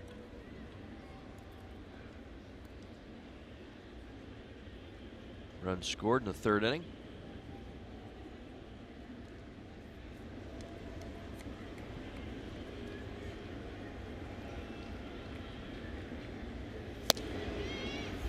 And what's impressive about this run for St. Louis is they're doing it without a lot of key personnel. Without Fowler, although Fowler as a pinch hitter has been pretty enormous.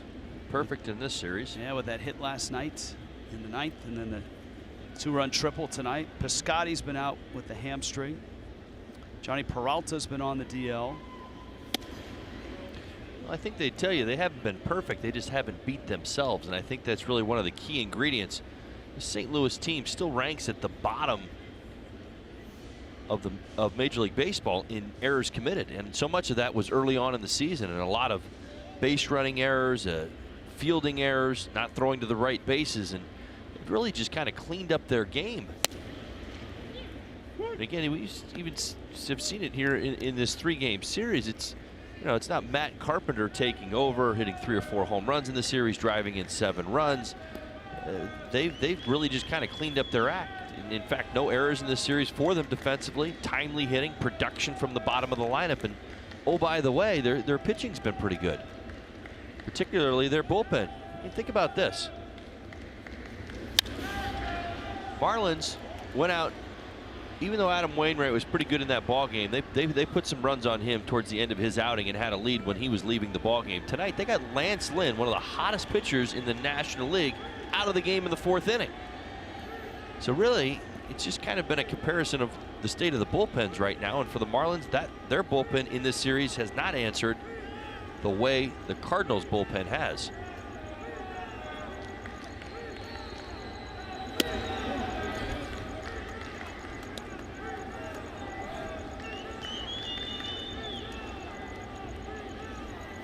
Full count, 3-2.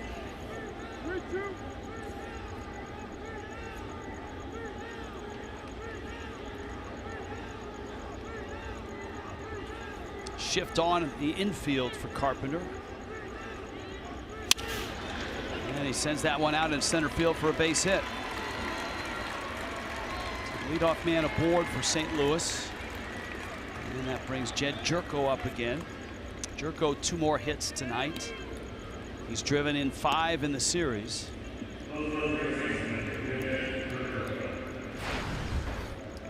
Change of scenery sure did Jed Jerko well.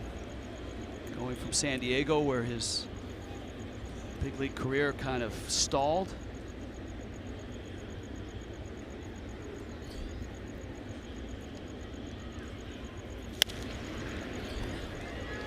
The number that, for me, that really jumped off the page for Jerko last year. You hear so many stories, and Marcell Ozuna, a good example. Guys that have great first halves, and that second half is really hard. And you get so many games on your belt. It's July, August, September. Jerko hit 30 homers last year, 23 of them after the All-Star break. They started getting more playing time, and I think that's really the key. Bouncer third, eats up Dietrich, bounces into left field.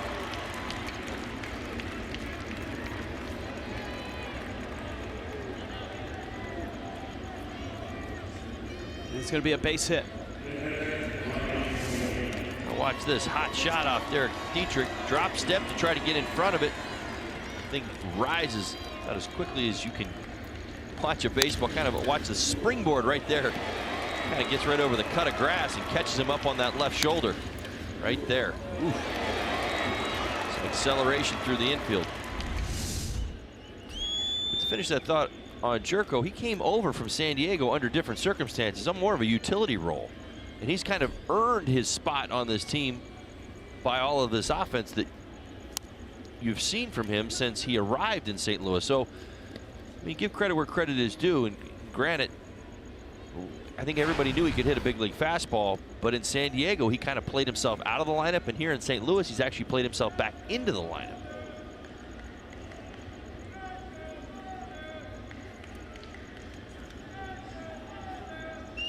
Pride of Morgantown, West Virginia.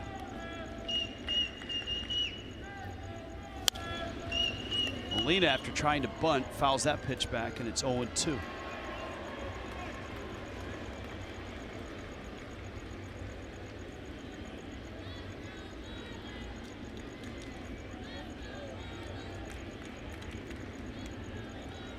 Look at that. Ah, The Diaz family got a Diaz baseball. family.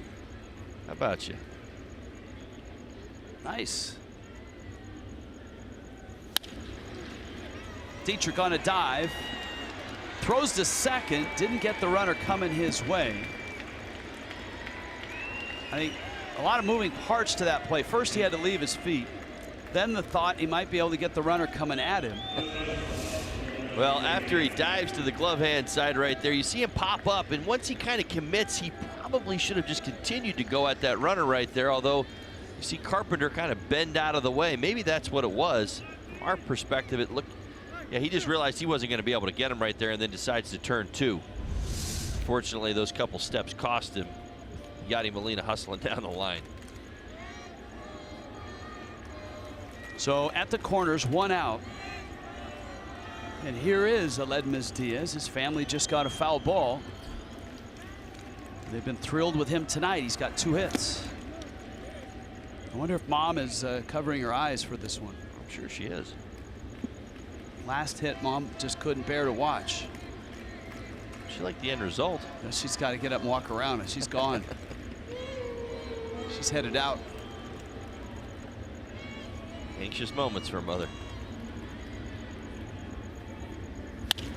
Line drive, Dietrich has it.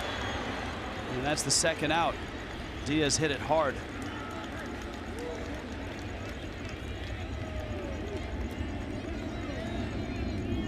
On Friday night, the Marlins and the Braves, Mike Fultonevich, the right-hander, Jose Ureña's second start. He'll try to back up a very impressive debut as a starter. 6:30 for Marlins Live. 7 o'clock, Marlins and Bravos.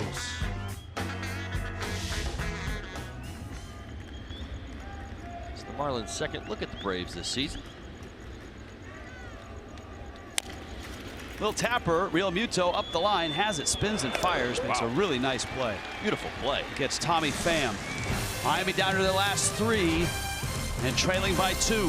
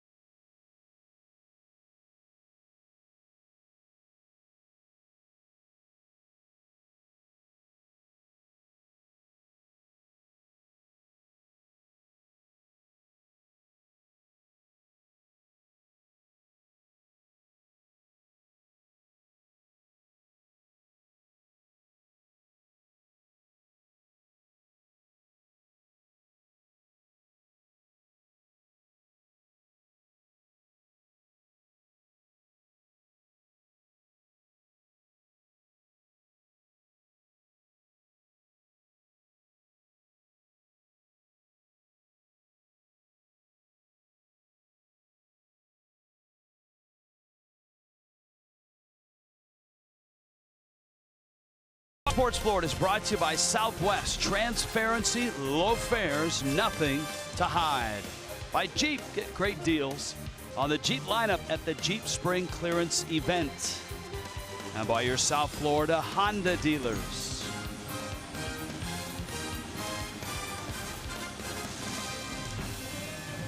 "12 hits for the Cardinals, 7 runs. The Marlins, 5 runs on 8 hits. And once again, Cardinal closer Sung Hwan Oh out of the bullpen. Marlins saw him last night, and he shut the door on a 6-5 win and went 1-2-3 in that 9th inning. He worked at the bottom of the order, and he arrives here in the teeth of the order for the Fish. Fastball slider, 92, 93 miles an hour on that fastball. It's a pretty good slider to go along with it. Picked up his 8th save last night.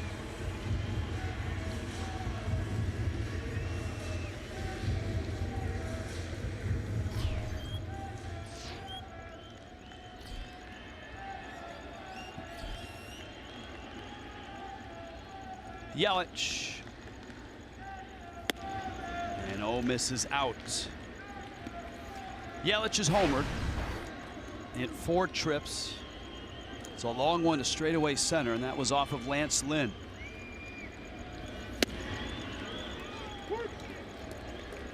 Ozuna 0 for 2 with 2 walks. Stanton 2 for 4 with 2 line drive singles. And if anybody reaches, you got Justin Bour, who has a 3-run homer tonight. You see bit of a different arm angle, kind of like a bit of a drop and drive, kind of slow and deliberate when he starts, and then he speeds up and kind of gives you a little cross-firing action. Makes that fastball look a little bit harder than it actually is. Yelich bangs it to center. Sierra in, now back, and it's over his head. And it's off the wall, and it kicks around in the triangle out there. Yelich has got himself a double, and Miami has a start here in the 9th. Fastball away, fastball in. You see changeup up right here. There it is. Does a nice job of just staying on it, driving it over Sierra's head in center field. We've talked about how much ground he can cover. Shows you how hard that ball was hit. Cardinals outfield playing no doubles. Yelich still able to get it over his head.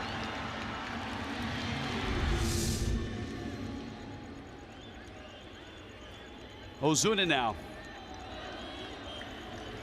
has not extended his 11-game hit streak.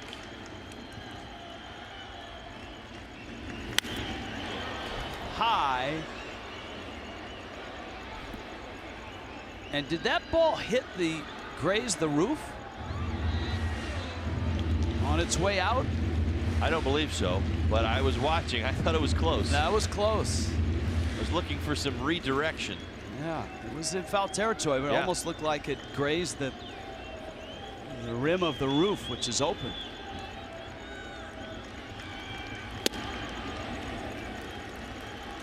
Take by Ozuna. Tried to double up on a fastball up, able to lay off that second one. 2 walks tonight for Marcel. Has given up 3 home runs this year.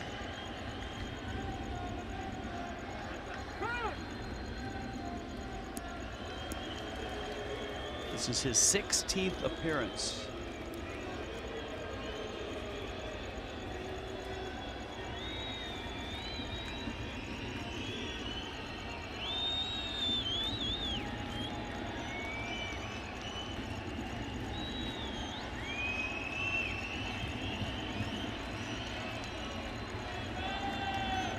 Ball and a strike.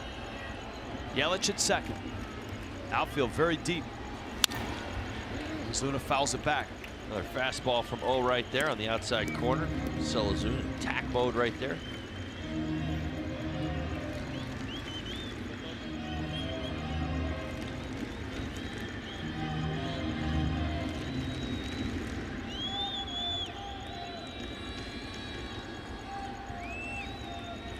One and 2. It's out. There's the slider. Get Ozuna to chase.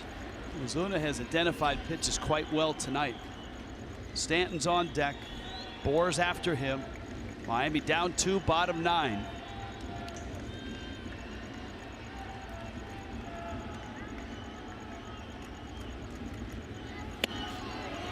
Misses up. Counts full, 3 and 2.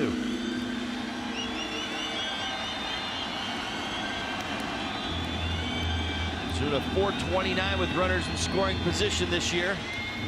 4 home runs. A couple of doubles as well.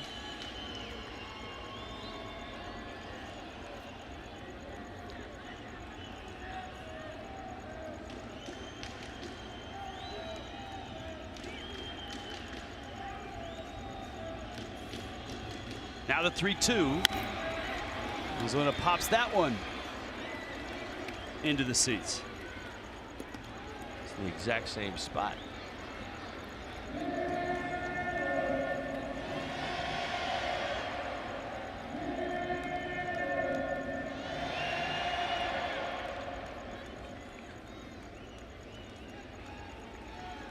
See what he gets on another 3-2. Fights it off. 93-mile-an-hour fastball from O. Right on the hands.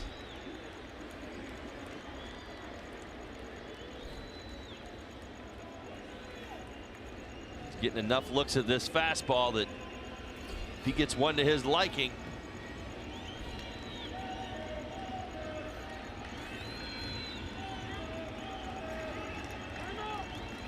O's nickname, the Stone Buddha.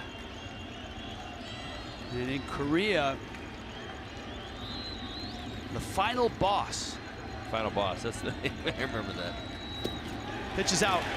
That's it for Ozuna. The at-bats tonight. I know he's 0 for 2, but the at-bats tonight have been terrific. He's walked 3 times.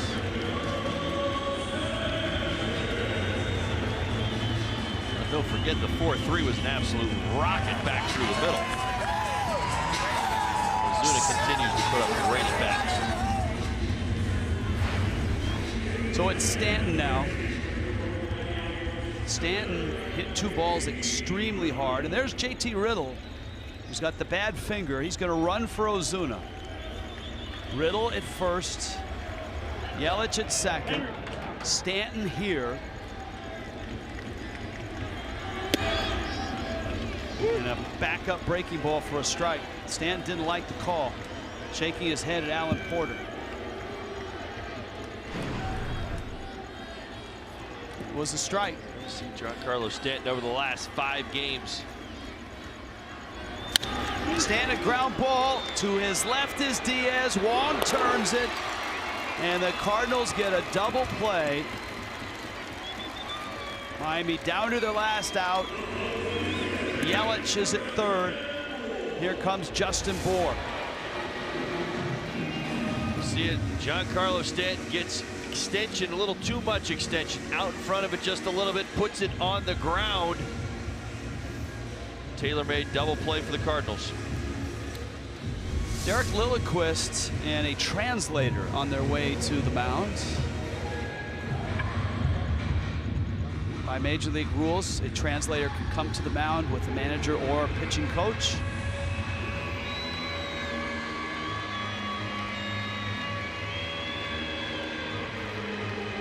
And the entire infield is there to listen. Not sure how much time they're allowed to stay there. They've been there a while. Porter, Alan Porter, just kind of standing in the background. Do you get more time if you have a translator for? I would assume so.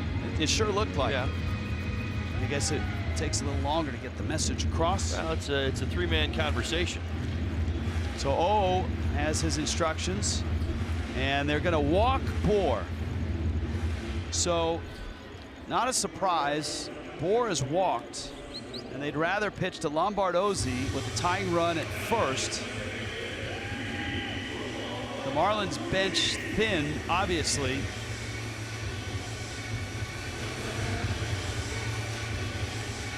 With Riddle injured,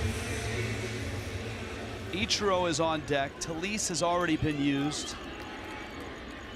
Lombardozzi doesn't have a hit in the big league since 2014. This is a perfect spot to get that next one. He takes down low. In New Orleans last night, in Miami, in the bottom of the 9th. Tonight.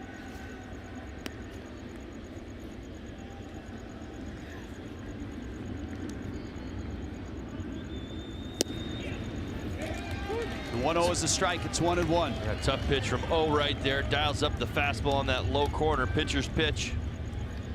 Good take by Lombardozzi right there.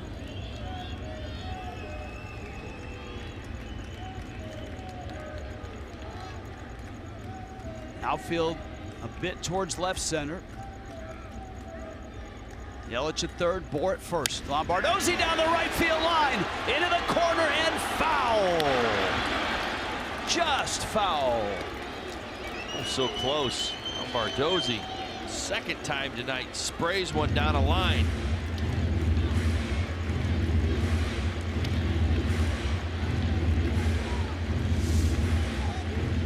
Watch it, just goes foul.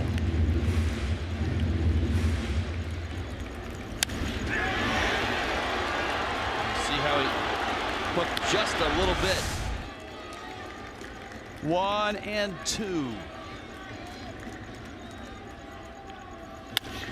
Ground ball back to O, and the Cardinals sweep Miami. And they hang on again. The Marlins lose another lead and lose another game. St. Louis wins it by a score of 7-5. 9th straight road win for the Cardinals. 6th straight win overall. St. Louis stays on top in the Central.